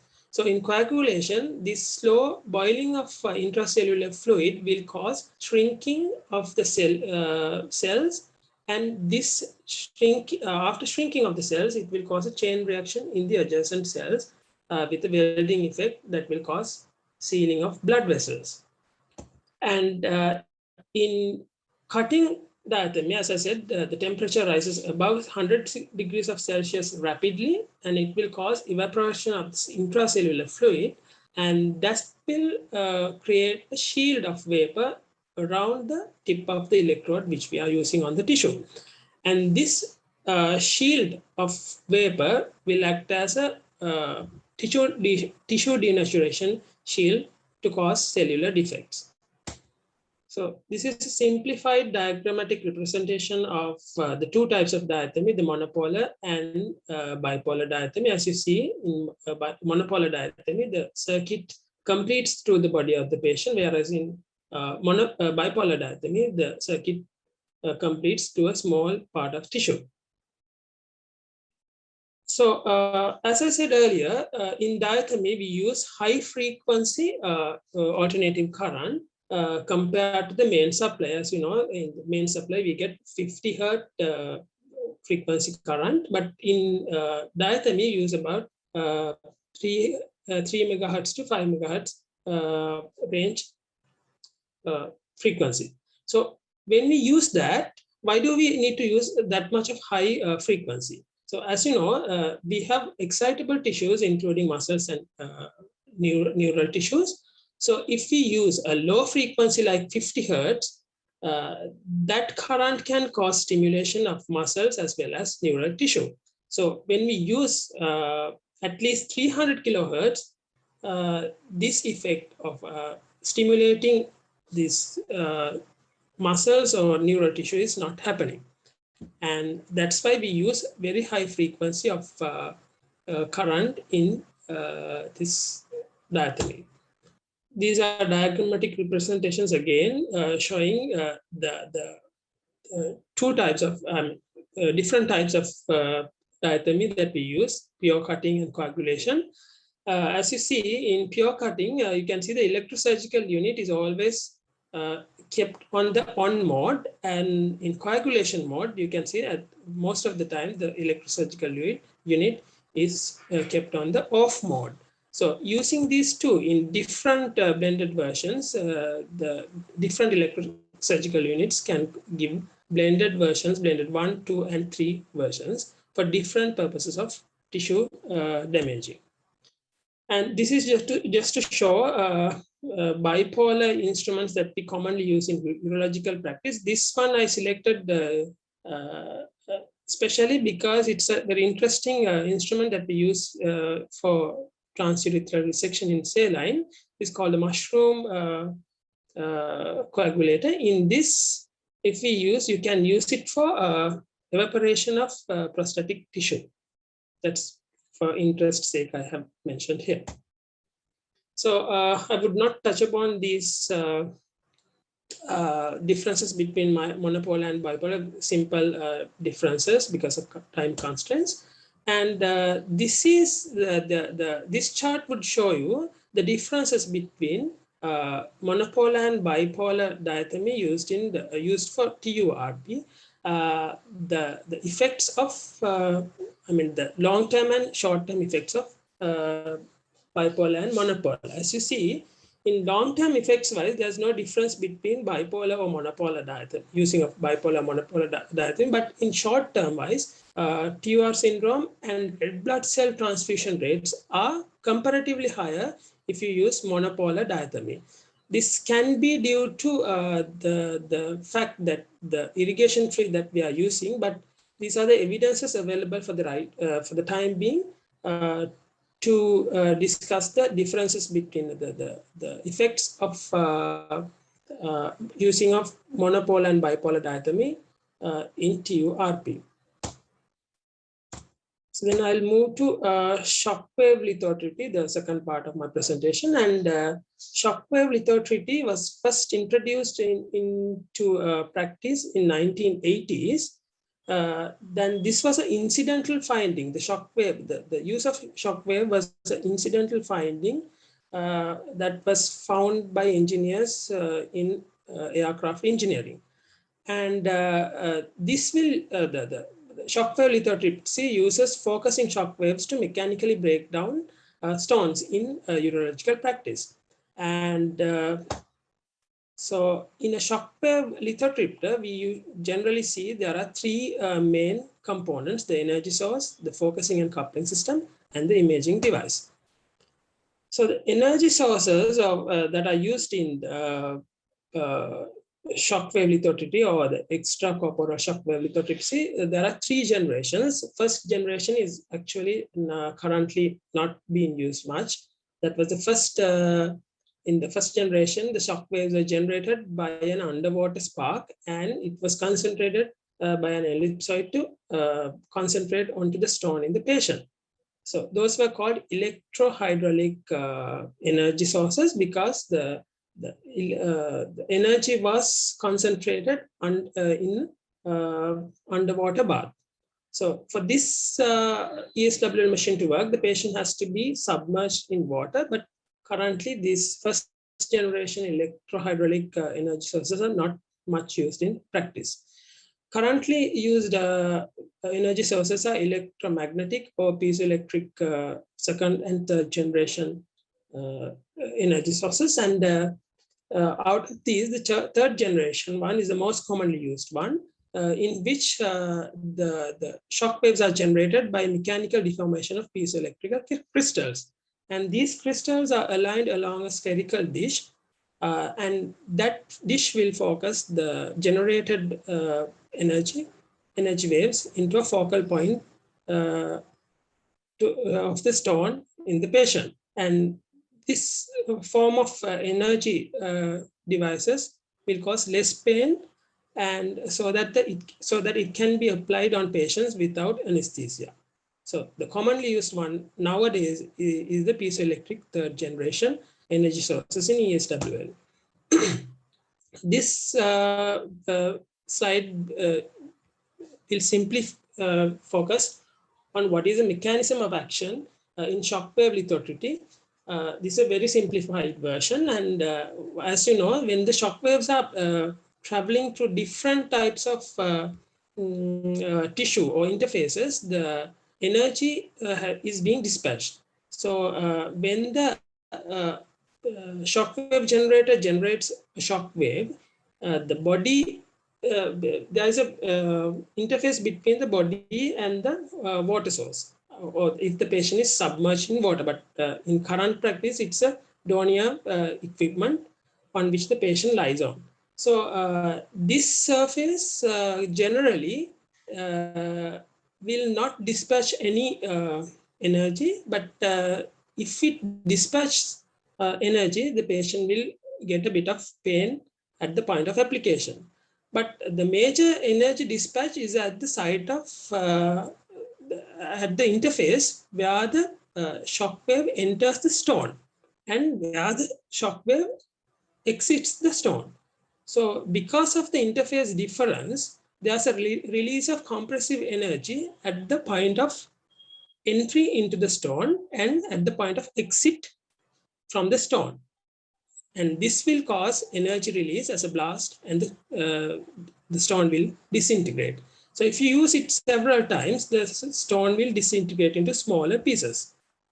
So this is a simpler diagrammatic representation of the first generation type of ESWL machine. You can see the patient is submerged in water, and the energy device, the produced energy, is concentrated onto the stone by a ellipsoid reflector.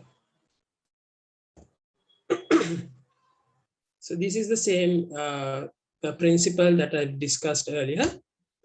And there are simple indications and contraindications for ESWL that, of course, I would not go into detail because all of us would be familiar with that. And contraindications, I just want to mention that if the patient is having coagulative deformities, and if the stone and the machine is interfered with lung tissue, or if there's a tumor or aneurysms in the near vicinity of the stones, and if the patient is having an active infection or pregnancy, the shock wave lithotripsy should not be employed. So then I'll move on to the simple principles of laser, the energy. Nalin, you have 20 more minutes, please. Okay. So laser is light amplification by stimulated emission of radiation. And first laser was used in 1960 by T.H. Myman. And discovery of laser has, as you know, has improved urological as well as surgical practice in many ways. So the mechanism of laser energy is being explained by Einstein theory. And as you see here, in normal status of a molecule can be excited to a level of energy, higher level of energy. And once the molecule falls back into the normal or the previous energy status, the energy would be dispatched as a photon. And this is the basic principle of stimulated emission. And this can be achieved by the laser machine, in which the laser device will produce a monochromic unidirectional coherent laser beam. So when this is the diagrammatic representation. So when you generate this laser energy, the laser device will get a pumping through a pumping process or an external energy source. This energy will be given into an amplifying medium, and then in this amplifying medium, this energy dispatch from a higher energy level to a lower energy level will happen, and then there will be emission of photons. And these photons are being used for generation of mechanical and thermal effect on an external source. The commonly used laser energy device previously was neodymium YAG laser machine, but nowadays the commonly used one is holmium YAG laser, and the principle is the same in all the laser machines, but the energy producing or the amplifying medium is the different one, that is either neodymium or holmium, or you can use even carbon dioxide.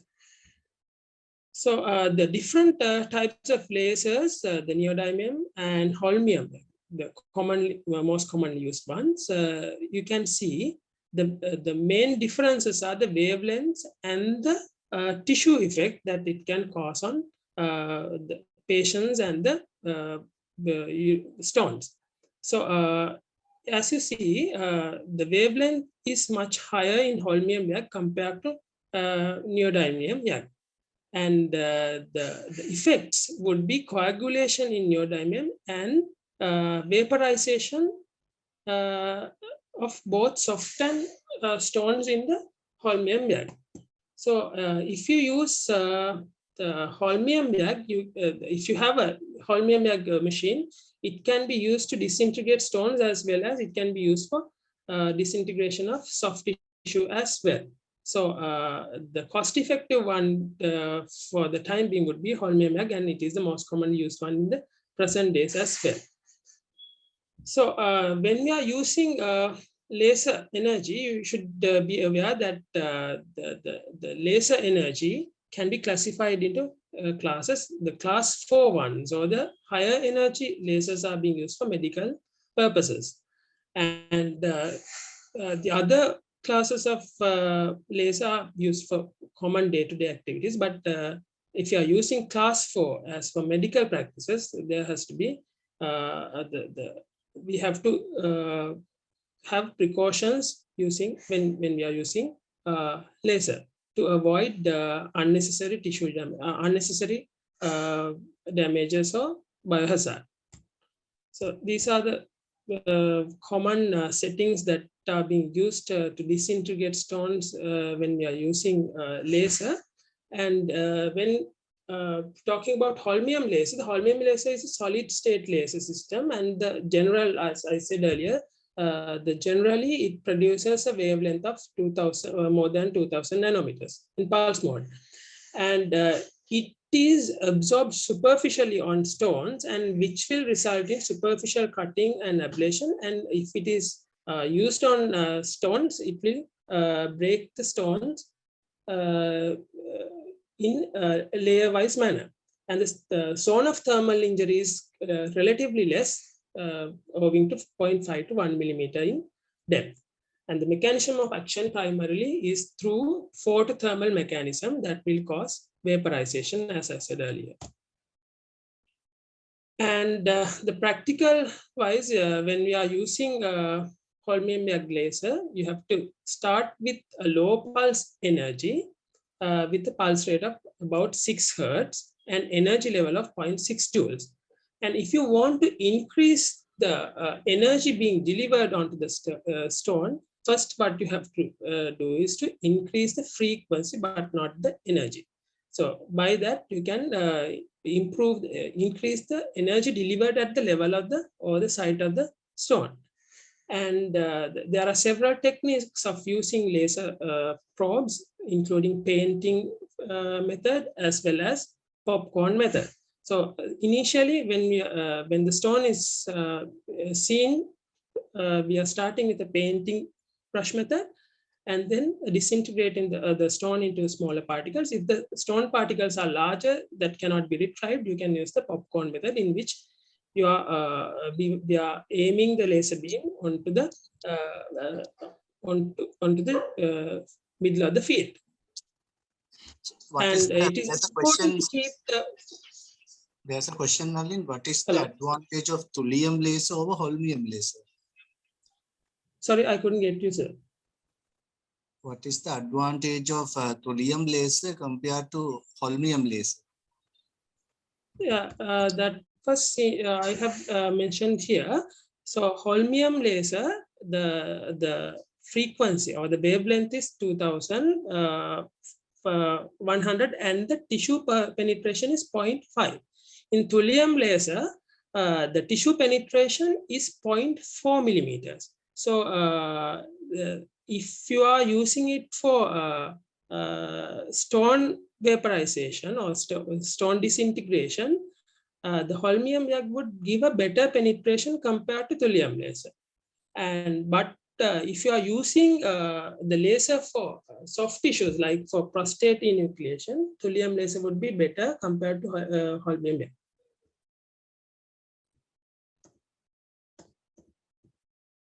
And advantages of holmium bag is it transmits its energy through a flexible fiber, so that it can be used in many of the instruments that we are using, including the flexible ureteroscope. And the stone fragments, it will fragment stones regardless of the composition of the stone, because of the ability of it to penetrate through the harder stones. And has to be, as I said earlier, it has to be activated about 0.5 to 1 millimeter away from the ureteral wall to avoid damage to the ureteral wall.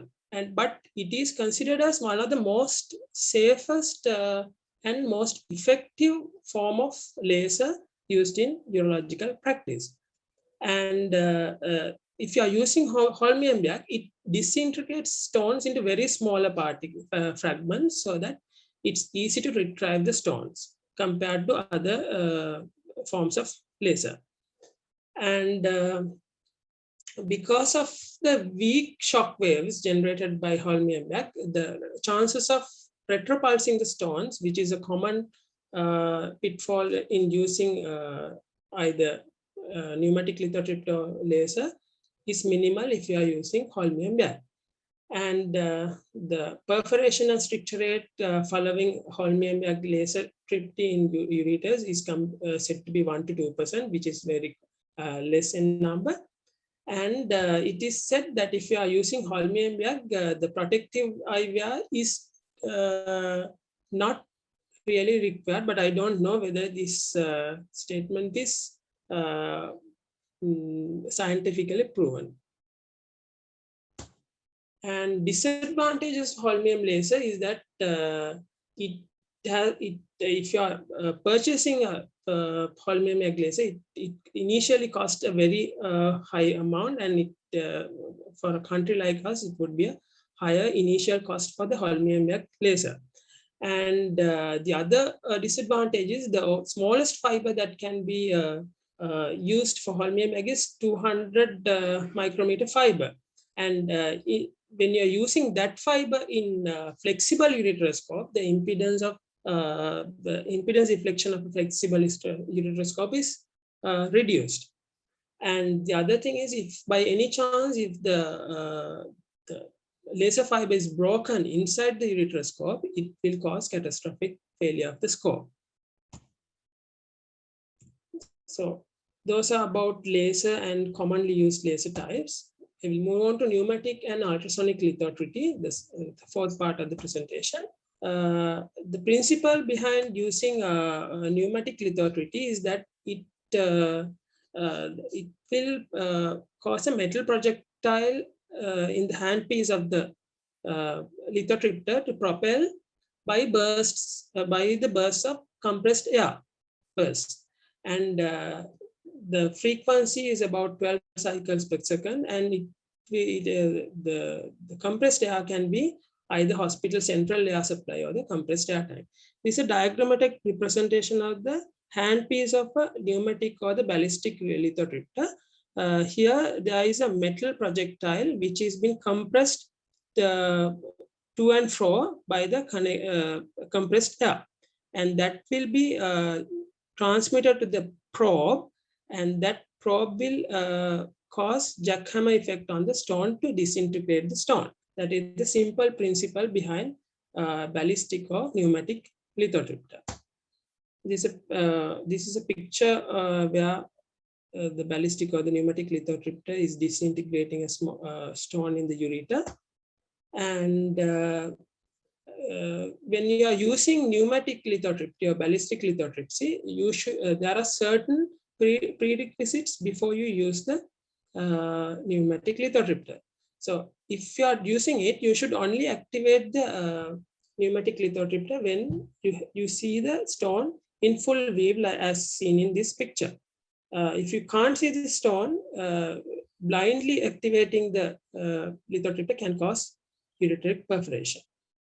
And fixation of the stone in a dilated ureter will be difficult. In that case, these are as shown in this picture, there are certain techniques that you can use. Either you can use two guide wires, or you can use a domia basket to hold the stone. Otherwise, when you use ballistic lithotripter or the pneumatic lithotripter, there's high chance that the stone might migrate up in a dilated ureter. So because of the relatively atraumatic nature of the pneumatic lithotripter, the ureteric damage is much less, so that you can avoid even putting a stent following the procedure. This is the commonly used lithotripsy that we see in our theaters. These are generally the configurations of a pneumatic lithotripsy. The disadvantage in using pneumatic lithotripsy is that it is a rigid probe, so that you cannot use it in flexible scopes like in flexible ureteroscope or flexible cystoscope. And there's a high chance of retropulsion of stones. And when you use it in semi-rigid ureteroscope, the efficiency of the pneumatic lithotripsy is comparatively less. And when you are using the lithotripsy, it can cause, most of the time it causes bending of the probe, which can exponentially reduce the power or the energy that is being transmitted to the stone. And the breakdown of stone is into a larger pieces, so that you may have to use multiple passes into the ureter to retrieve the fragments that have been formed following pneumatic lithotripsy. Nalin, you have 5 more minutes, please.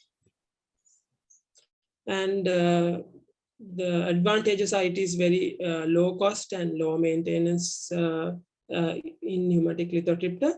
And the probes have an extremely long lifespan also. And there's no generation of heat and less, therefore less damage to the ureters as well when you're using pneumatic lithotripsy. And apart from that, that is pneumatic lithotripsy, there is development of ultrasonic lithotripsy as well, in which high frequency ultrasonic waves are being generated and transmitted to the stone, frequency of about 23,000 to 25,000 hertz, which will disintegrate the stone and cause disintegration of the stone. And this method, the ultrasonic lithotripsy, has even less damage to the urothelium compared to other sources of energy. This is a diagrammatic representation again of ultrasonic lithotripsy. And those were the advantages. And the new lithoclast ultra has combined this ballistic or the pneumatic lithotripsy as an ultrasonic lithotripsy arranged coaxially. So each modality can be activated separately, so that it has a higher efficacy compared to using single, or ballistic alone or ultrasonic alone. So I'll be touching upon quickly about other energy devices used in general surgery as well as in urological surgery. Commonly used ones are ligashua, in which the principal, the physical principle is that it causes electrosurgical collagen welding, in which the collagen in tissues are denatured and elastin is also denatured, and that will cause a permanent seal in the blood vessels. In ligashua, the temperature rises about close to 90 degrees of Celsius, and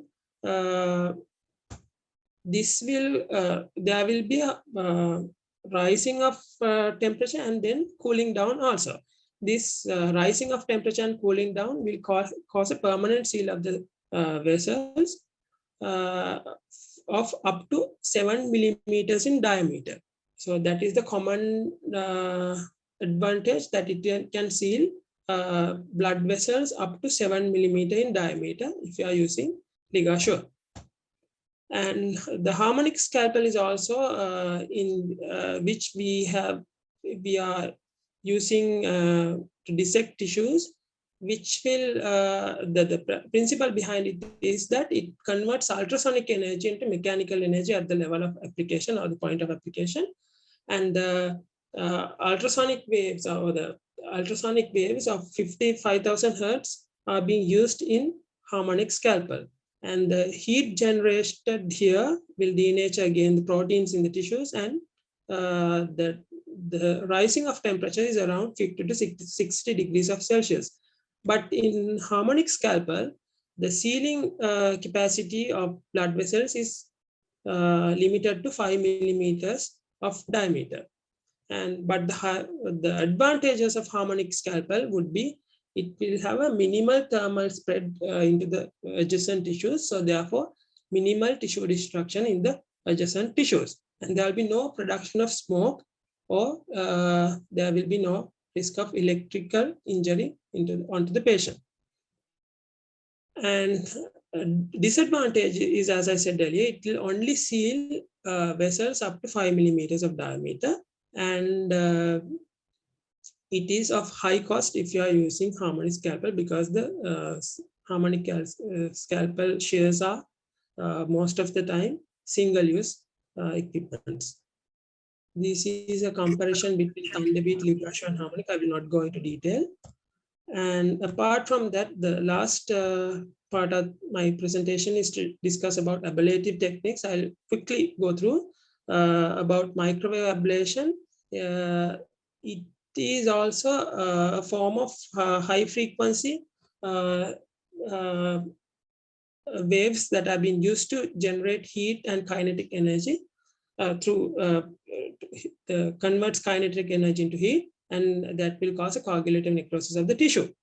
And that is being used for coagulation of tumors where in certain instances like renal cell cancers. And the limitation of microwave ablation is that it can cause ablation in a very small area only. And high intensity focused ultrasound is also one of the ablative technique in which the intensities of ultrasound is about 10,000 to 500 times of normal ultrasound scan, and it will cause friction within the tissues and increase the temperature that will cause coagulative necrosis of the cells. And then radio frequency ablation is also having the same principle as of the above discussed ones. The friction will cause tissue heating and cause tissue damage. So those are the main three coagulative or the ablative techniques that have been used in urological practice. Thank you. Thank you, Nalin, for that prepared presentation. We have a few questions. One is harmonic recommended in radical prostatectomy? Harmonic can be used. The only thing is, in radical prostatectomy also, if you are going for a nerve preserving or the erectile function preserving one, the heat dispatch should be minimized. So harmonic is a good option if you have it in armamentarium, I think. Neville sir, what is your opinion, sir? That though we don't use it quite commonly, harmonic scalpel can be used for radicals because the tissue heat dispersion is very minimal. But I think we still prefer to go in the correct anatomical plane and then use cold dissection with when we are trying to preserve at least one side of the nerve, one neurovascular bundle. But I think it's a good option, and I have seen people doing the whole prostatectomy with harmonic scalpel. I think especially when it comes to laparoscopic prostatectomy radicals, that will be a good option. But only worry is the heat. Whatever said and done, there is at least a little bit of heat produced in with the harmonic scalpel or any ultrasonic device.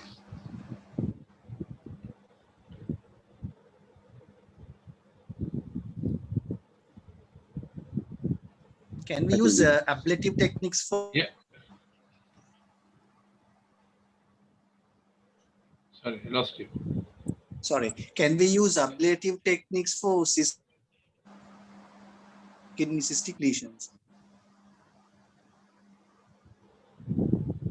ablative lesions would generally not, because cystic lesions are even for cryotherapy or radiofrequency ablation or even laser ablation, laparoscopic laser ablation. The cystic lesions they are not going to give good results because the heat dispersion or the cold dispersion is not equal in cystic lesions, and the ablation is not very successful.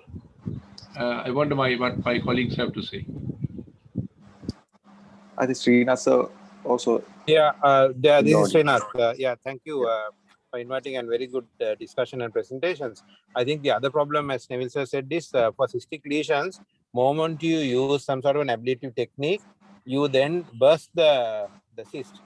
And so you consider the encapsulated fluid to be also having malignant potential. So there is a risk of this now going out and depositing or seeding. So as sir said, cystic lesions are best resected on block rather than various ablative techniques being used. So what about the thunderbeat? It gives the bipolar as well as the ultrasonic. So is it for what? So for the in the laparoscopic surgery in resection in the renal radical nephrectomy. In radical nephrectomy. Well, I mean, I'm not sure of the question. In radical nephrectomy, what is it that you're going to do with the thunderbeat? So when you dissect in the tissue dissection.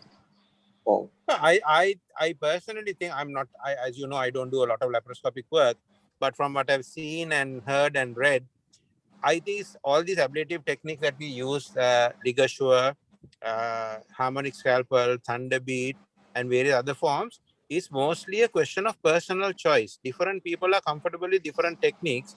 I think that plays a large, big role in the choice of the technique. That's what I think. Then comes the availability as well. Yes, availability as well.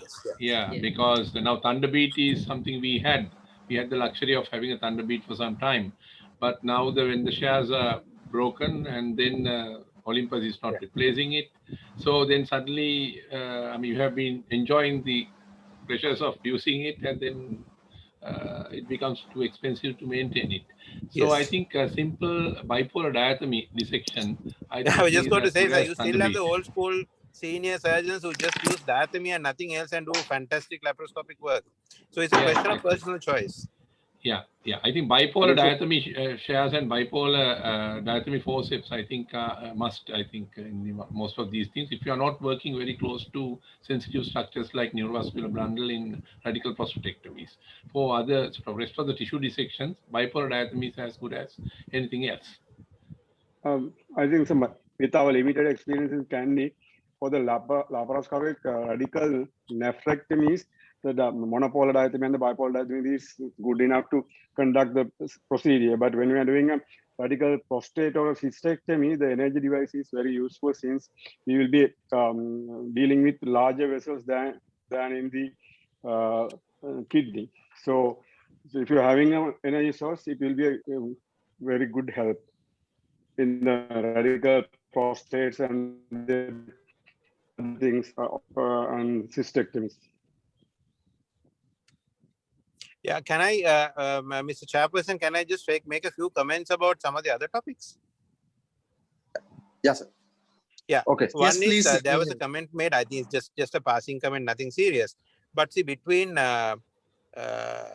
sterile water and normal saline, it was mentioned in the passing that normal saline causes less absorption. That is not true. Normal saline will cause the same degree of absorption, but the absorbed fluid is isotonic, number one. And also because of the tonicity, it will go to a different compartment of the vasculature. And if you go through the literature, you'll find that it has a higher predisposition towards circulatory overload and pulmonary edema, because it will stay within some bigger proportion, will stay within the systemic circulation. So the degree of absorption is the same, but because of the nature of the fluid, the side effects are different. Yeah, I totally agree with Srinath. I think that overload component of QRP syndrome is not eliminated by using saline. And saline has the added disadvantage that if you are doing a larger prostate, say 60 gram, 80 gram prostate, with a long or resecting time, saline itself causes acidosis. Yes. Because as you know, saline itself is acidosis, so it may be a little safer to use sphingolactate if you have a larger prostate, because a large amount of saline can get absorbed. And so I think only the TURP syndrome, out of TURP syndrome, hemolysis part is eliminated more or less. And then I think we have not seen very many acute renal AKIs and acute renal failures after we started switched on to TURIS system for larger prostates. So I think the TURIS system is good for this larger prostates, and yet you have to be a little selective. But I think I personally feel that the future lies with TURIS system. I think it will, in the long run, it will replace monopolar systems because it had the advantage of everything. Small prostates you can evaporate, you can do BNI, you can do TURPs up to 80 grams, and then after that you can do enucleation, bipolar enucleation. So though the irrigant fluid, as Rina said, I think is not completely out of danger. Yeah, can I The ask other thing Govi and Nishanta, the recently returned trainees, there was a mention about sorbitrate being used as irrigation fluid. To my knowledge, sorbitrate is not used any longer. Can I have some feedback from the recently returned trainees from the West, where the sorbitrate is used anywhere? Sorbitol, no? Yeah, sorbitol, yeah. Alcohol. Yeah, sir, we haven't experienced any other irrigants, so we were just using the sterile water, and also. So in the UK and in the West, sorbitol is not used, right? Not in the centers where I have. No, so I think for trainees, remember it's usually it's glycine and saline now. Where Kanchan has done a fantastic research on Kanchan's team, Manjula, about the safety of sterile water, which all of us use because other things are not available here. So I think for practical purposes, it's safe. But in the West, you find it's TURIS with normal saline, no glycine that is being used. Other things are actually now literally sort of out of use. They don't use it at all, to my knowledge. Yeah, I think I agree with you because in Europe, in Germany, and then the Scandinavian countries, they use sorbitol, mannitol, the whole lot. But I think it never caught up with the rest of the world.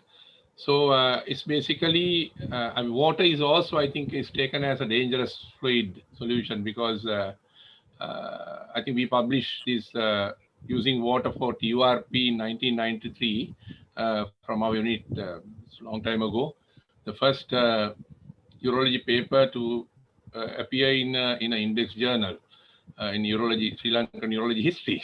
So, I mean, that we said that it's safer, but then when we were in England, I mean, they said that if you do the same thing here, I think you will be in the jail. So I think using water, though it is still being used in countries like Pakistan and our country, I think probably for resections, I think we might have to move away from water. But when it comes to PCNL, where we deal with an unabsorptive surface, like and of course, water may be as safe as saline. But when it comes to the prostate, I think the danger of absorption is there.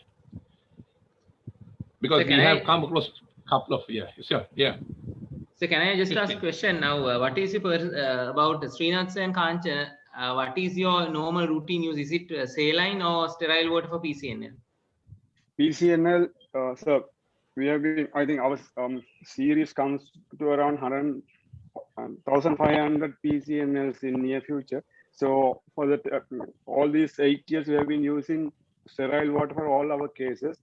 We haven't faced any single problem from the using water, other than the infections we are getting maybe due to the instruments and other things. But just because of water, we haven't faced any problem up to now. So we are still continuing to use that, and on special occasions, especially when we are doing pediatric PCNLs, we may use saline to considering the safety of the child. Other than that, we are using sterile water. That's super. Yeah, my experience is slightly different, Ranga. Yeah. I am a proponent of high pressure irrigation for PCNL because I use a small scope with a lot of space in between, and I use the whirlpool effect to take the stones out. So because of that, it's practically easier to use saline because I use 1 liter saline bags with the pressure bag. So for that reason, but I wouldn't hesitate to use, as Kanchana said, normal water. But then the problem is generating the pressure. I mean, it's not a massive pressure, but I like to have some good flow through the scope. So for that reason, I use saline, but I wouldn't hesitate to use water if I had to. So when it comes to water, there are several categories of water in this country. We have seen just the distilled water has been used once, and then again we've seen the tap water has been used by just boiling it, and then the third category is tap water sending for a high pressure sterilization and taking it back. So there are 3 kinds of water being used. I wonder what sort of experience that the panel has on these 3 types, because you know, I mean, when we started working, especially in centers like, you know, the starting centers, like when I started TURP in Matara, we had nothing. We had a boiler and just a tap water, so we had to use it. But I wonder what sort of categories are used by the experts when it comes to sterile water. In Kandy, we basically sorry, sir. Sorry, Kanchana. Yes, over to you. Yeah. So in Kandy, we basically use tap water, which is boiled and cooled and used for the TURPs and PCNLs. And there was a time that we used distilled water as well, because we bought a distilled water generator, but the capacity of the generator is too low for us to use it for all the cases. Because of that, we basically use it only on occasions. Other than that, we usually use tap water, boiled, cooled, and then stored in a ordinary or sterilized container. Yeah, we use both. In Kalubovilla, we use boiled cool water. In the private sector, we have the luxury of using autoclaved water. But the key factor here is to have the microbiologists on your side, because using tap water now, I think is legally unsound. We will not have any defense if we use just tap water. Boiled cold water is used in Kalubovilla, and I don't think we have had any major problems. But the microbiologists routinely and quite regularly screen that, and they say that it's fairly test, because you can't just take a bit of water and culture that to see whether there are microbes. There are special techniques using considerable volumes. So we have not had any major problems using either of those types, but not tap water. In my case, also, sir, at the moment I'm using autoclaved water. That's a luxury, I think. I think we are lucky, sir, because compared to India, we don't have much of a GUTB or tuberculosis infection. But in case there are a lot of tuberculosis, it can cause problems. Yeah. Can I also ask Nishanta and Neville sir to comment on disposable scopes? I think during the scopes discussion, we didn't touch, because when our trainees go overseas, they'll come across some centers where they use disposable scopes. I have very little experience with it, but I think it's worth a few minutes of discussion. Yeah, I think when it comes to disposing things, I think except toilet paper, I think nothing can be disposed in this part of the world, unfortunately. So I think the ureteroscopes which are coming at this with various segments which can be disposed, and for reasons such as infection transmission. I don't know whether that is going to come to this part of the world in a hurry, because even the flexible ureteroscopes we buy, we are so careful about it, because within first 20 to 30 or 20 to 40 procedures, the scopes are going to break. They are so fine. So because of that, even these standard ureteroscope, I'm worried about the flexible ureteroscope. I think we are very careful with that. But whether these disposable multi-segment ureteroscopes which can be disintegrated and reused, not reused to dispose, whether they are going to be cost effective, I'm not quite sure. I'm sure Nishant and the other colleagues who have written and seen this being used, we will know whether this is going to be cost effective in our part of the world. Yeah, I think, sir, we had few experience with these disposable cups. They actually, the image quality is superb because most of them are but the problem is, well, they say that you can use it for a single procedure, but again, they add the time duration of the procedure also. But if you sort of spend about 1.5 hours of for a procedure, usually what they say the lifespan is going to be, that's it. But you know, in practical sense, they say you can use it for about 10 times in a country where in a settings like us. On the other hand, it's interesting to see in high volume centers, there were a few papers that they have discussed. If you are doing routine flexi viruses, very high volume, when you compare that with the amount of the repair cost of the other scopes, like the reusable scopes, interestingly, that they said that it is much more cost effective to use single-use scopes in high volume centers, because it's a kind of a long sort of scenario, because you need to sterilize them. There is added sterilization cost, and there is another added repair cost, and there's another added replacement cost. So if you sort of maintenance cost. So if you combine all these costing, if you are working in a high volume center where you do a lot of flexivirus, what they say is the disposable is a very good viable option rather than a reusable. So that's very interesting to notice. Yeah, I think I totally agree. And then I think we should, like places like Srinath and Kanchana, there's so much of opportunity to use these. And even in our center, I think we must at least initiate getting one instrument and see, how whether what is the cost effectiveness like. Because my bad experience is that once the flexiscope breaks, I think the next one will come after about 6 to 9 months or even 1 year, and now all the waiting lists will get piled up for RIRLs. So my point was slightly different, sir. My point is slightly different from a academic perspective. There are certain perceived theories. I just call them perceived theories because I disagree with them as to the justification of the use of these disposable scopes in the West. Now, when our trainees go overseas, they must at least be aware of them. Gobi, would you like to just comment on these proponents as to why they use it and on what basis? Yes, I have experience with LithoView.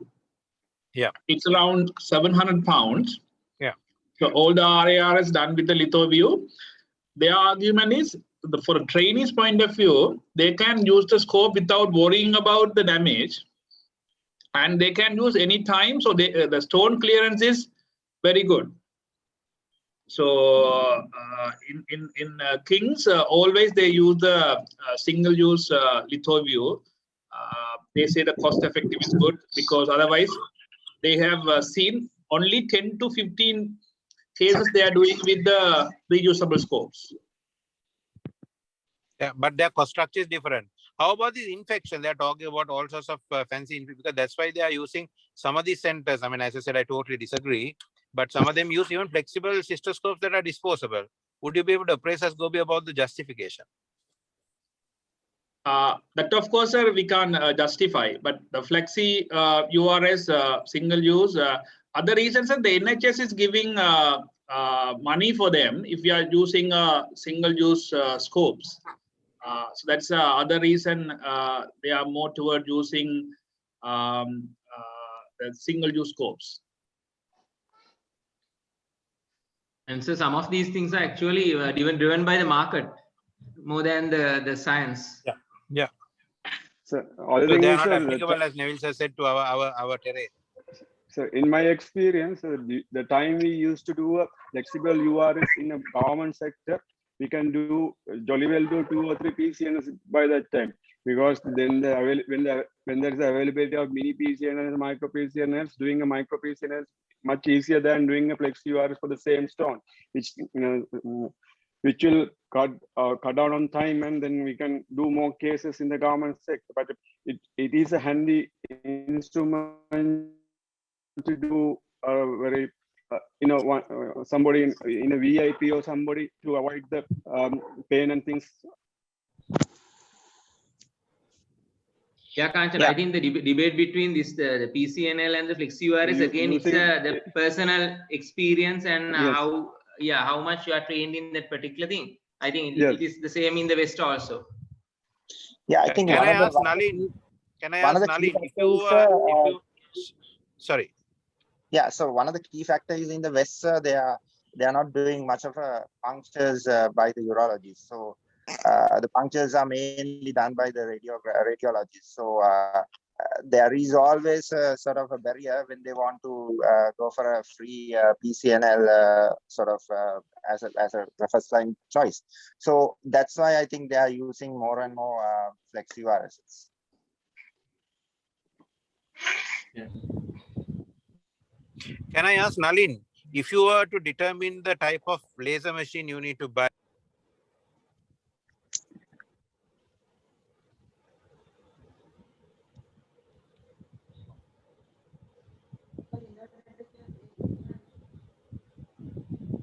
I think we lost the connection. Hello, so I couldn't hear you. Repeat the question. Hello? This has lost the connection. Yeah. So, I think Gobi asks, what is the experience of Swiss Litho Master Pneumatic Plus ultrasound in PCNL? Nevitsa and Taranga and the Kanchan. Do you have any experience? I think for me, the best machine I have ever had is the Indian Nidhi machine. So we have been using for the last 7-8 years. So it works for our stones because they are hard and big. So the Indian machine is very good for us. But this we have the luxury of having this Swiss lithocast. We are only using it for when our Indian machine is not working. But it is a good machine. So with the ultrasound and the lithotripsy, we can do our job. But our experience in Indian machine is more than this. So we like to use Indian machine rather than the Swiss lithocast because Indian machine is good enough for our country, I think. Yeah, I totally agree with Kanchana because for the last 30 years I've been using these Indian machines, and I'm sad to say the one who brought the Indian machine for the first time, long time ago, about 25, 30 years, has died today from R&D Intertrades. I'm not trying to promote anything. Mr. Ravi Tangaya, he's the one who brought the first lithoclass machine to this country. So we have been using since then from him and various other people this Indian machine, which is cheaper. And once only some enthusiastic person got down Karl Stoth's lithoclass, which didn't work for even 3 months, and the stone breaking was horrible. So now it is kept as a museum specimen. That is the only hi-fi lithoclass we ever had. But other than that, it was always this one. But anyway, I had a chance of using the combined lithoclass, that is with the suction, lithoclass machine with the suction, which is kind of a improvement in lithoclass, because when you touch the stone and crush it, the dust gets automatically sucked in. So I think that will be, if at all, if I'm going for a new machine, I will go for that. But combining it with ultrasound, I don't know what the literature says, but as Kanchana quite correctly said, I think if we are happy with what we have and it's working well, why should we go for more expensive instruments? And my personal experience, I have used the Swiss lithoclast and I like it because of the suction effect. So that's fantastic because everything, all the small fragments will be sucked out at the same time. You just have to hold it. But then again, in the UK and the Sri Lanka, the stone density is different. So I don't know in our setup how much will it be useful, and then the fragmentation rates. I don't know. We have to wait and see, sir. There's a question from Gobi. What kind of ESWL machine is better, whether it is Stoves, Donio, or Siemens? Any experience from Penna? It's like asking whether Benz, Merc, or Mercedes-Benz or BMW. They all have their little pros and cons. Myself and Manjula were in the evaluating committee for 3 lithotripters, extracorporeal lithotripters, sometimes back, which got held up due to various political reasons. And we went through all the details, and so Manjula also will agree, there are only very subtle differences.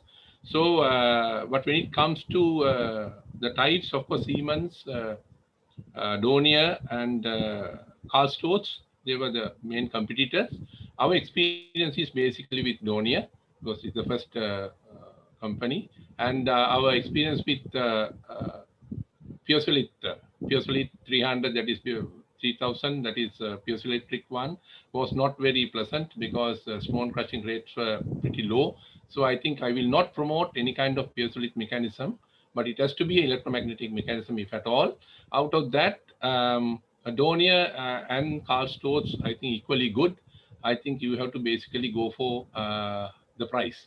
I think whatever cheap, I think you more economical you can buy. But when it comes to specifications and things like that, hardly any difference between those two. But there is a Japanese, Chinese one which is competing very strongly, and I have no experience with that. So I think when it comes to the next evaluation, one of my young colleagues might be in the evaluation committee. Keep those things in your mind. So our experiences has been always with Donia. So problem we have is whether we like it or not, we can't get what we want. No? Yeah, I think you, when it comes to tender procedure, I think you will play a big role. But what one advice I can give is look at the company and the maintenance. These very subtle differences between these all European and European machines. But when it comes to maintenance, look at the company, whether they are coming in time and they are doing their job well. Because some companies, you can't find the fellows when something has happened. So post-sale maintenance is very important. That's a very valid point, sir.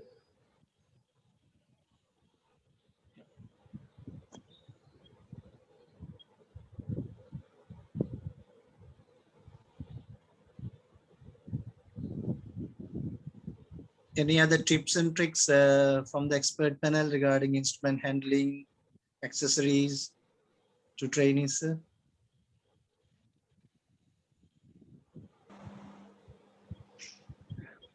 I think regarding stones, I think Kanchana and even Kalana, I can see there actively there. So you all can sort of share your expert opinion on this. Actually, when it comes to stones, the availability of the instruments and the energy devices, that matters. If you sometimes you don't have some certain sophisticated instruments and energy devices, for example, in some peripheral centers, we have only the pneumatic lithotripter. We don't have the Swiss lithoclast or laser. Then we have to stick to what you have. Then sometimes, as in last PCNL workshop, Prof demonstrated how we can use the normal Indian lithoclast in a staghorn. There are some tips and tricks. So always there's way to improve what you do, the better way.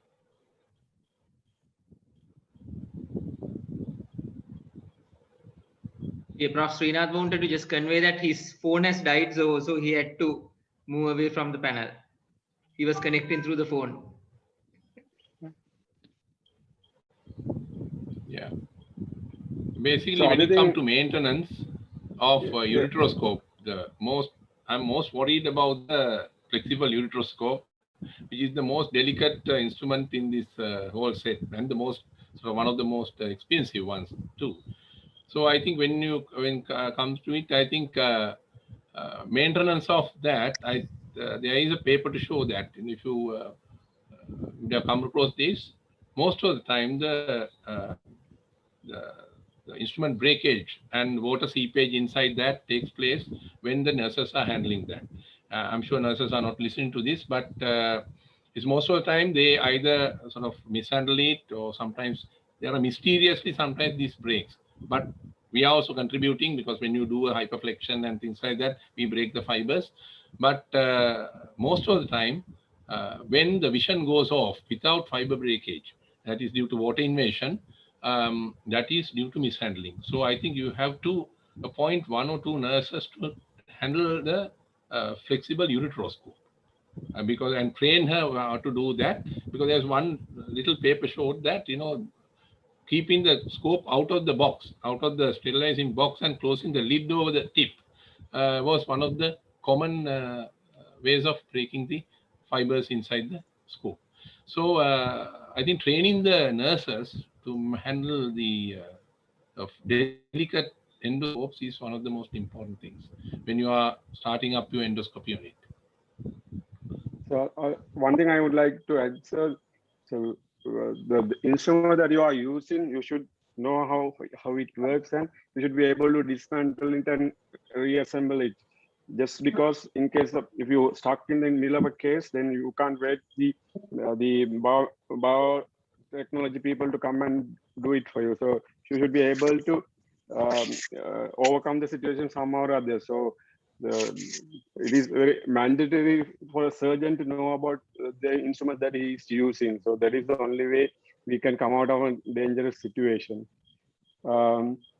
So I think since we are using the Indian machines, we have come across this incident so many times. So only thing that saves us is the knowing about the machines. So we should all the trainings and all the surgeons should know about the instruments, how to dismantle it and come out of a dangerous situation. That is what I think somebody should know about when you are doing surgical procedures. And also, Yes, I think I would must add, when you are starting, yes, yeah, when you are as starting at the you beginning of, said, yeah, please go on.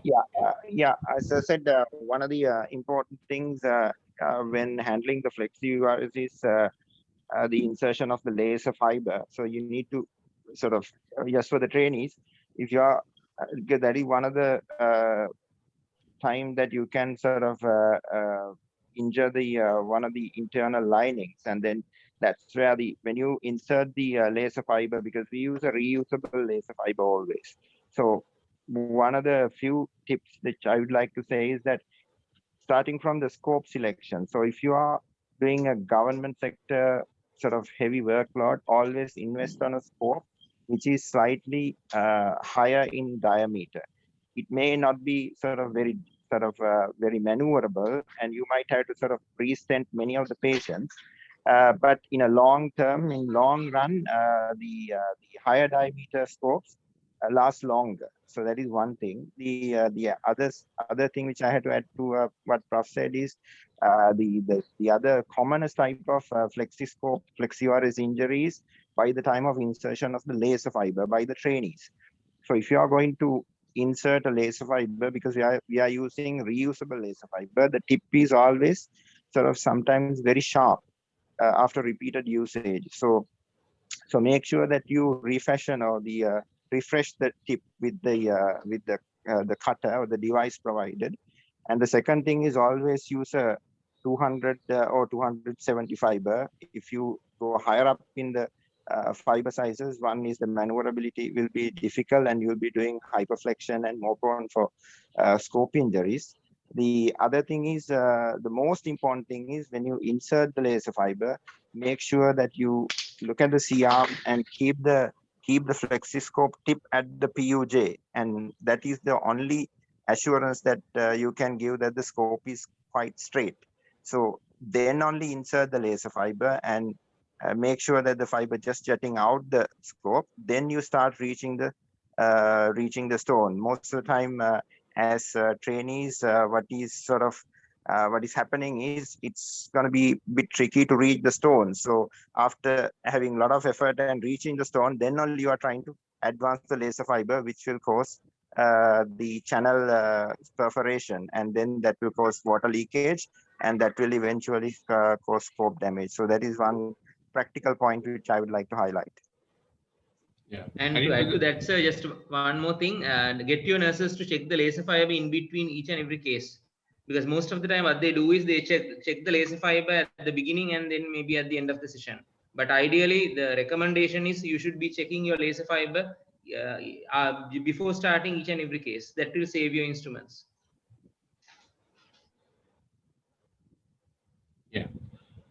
And also never if there's a stone in a very difficult calyx, like a lower calyx, try to relocate it with a domia basket, a tipless domia basket, rather than try to put the laser in a bent scope.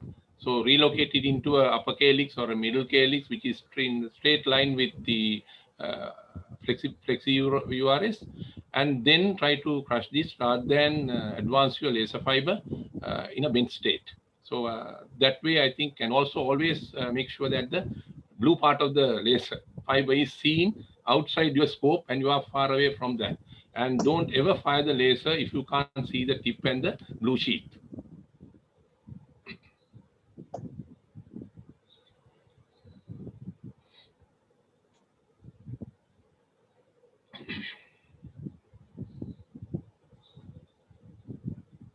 Okay, in the absence of further questions and comments, at last, I would, not for the least, I would like to thank all the presenters, Dr. Sanjay, Dr. Sadish, Dr. Nalin Rowinder, as well as our expert panels, Dr. Ranga Vikramarachya, Dr. Kanchanadri Singh, Prof. Neville De Pereira, as well as Prof. Srinath Chandrasekhara for their valuable time amongst their busy schedule to share their knowledge and experience. This is an important topic which is useful for day-to-day activities, and a very good discussion on that. Now I would like to invite Dr. Kalana Paliyugurigi, the Secretary SLAUS, for closing remarks, please. Thank you, Taha. And thank you all, the academic committee, that includes Gobi, Nishanta, and Anuruddha sir, and not forgetting Neville Pereira sir, who's in the resource persons panel for the entire 4 sessions. And I think this time in SLAUS, rather than having tram sessions every 3 monthly, we have dissociated to have Uromet monthly sessions. So I think in this COVID era, it's a very useful and advantageous one for our trainees as well as our urologists, because these sessions will be recorded and these will be available where once our SLAUS website is raised. Okay, then I would like to say a very, very big thanks to everybody who contributed, and we'll see you again in the Uromet 5 in 4 weeks' time. Thank you. Thanks, Kalana. Thank you. Thank you. Thank you. Thank you. Thank you. Good night.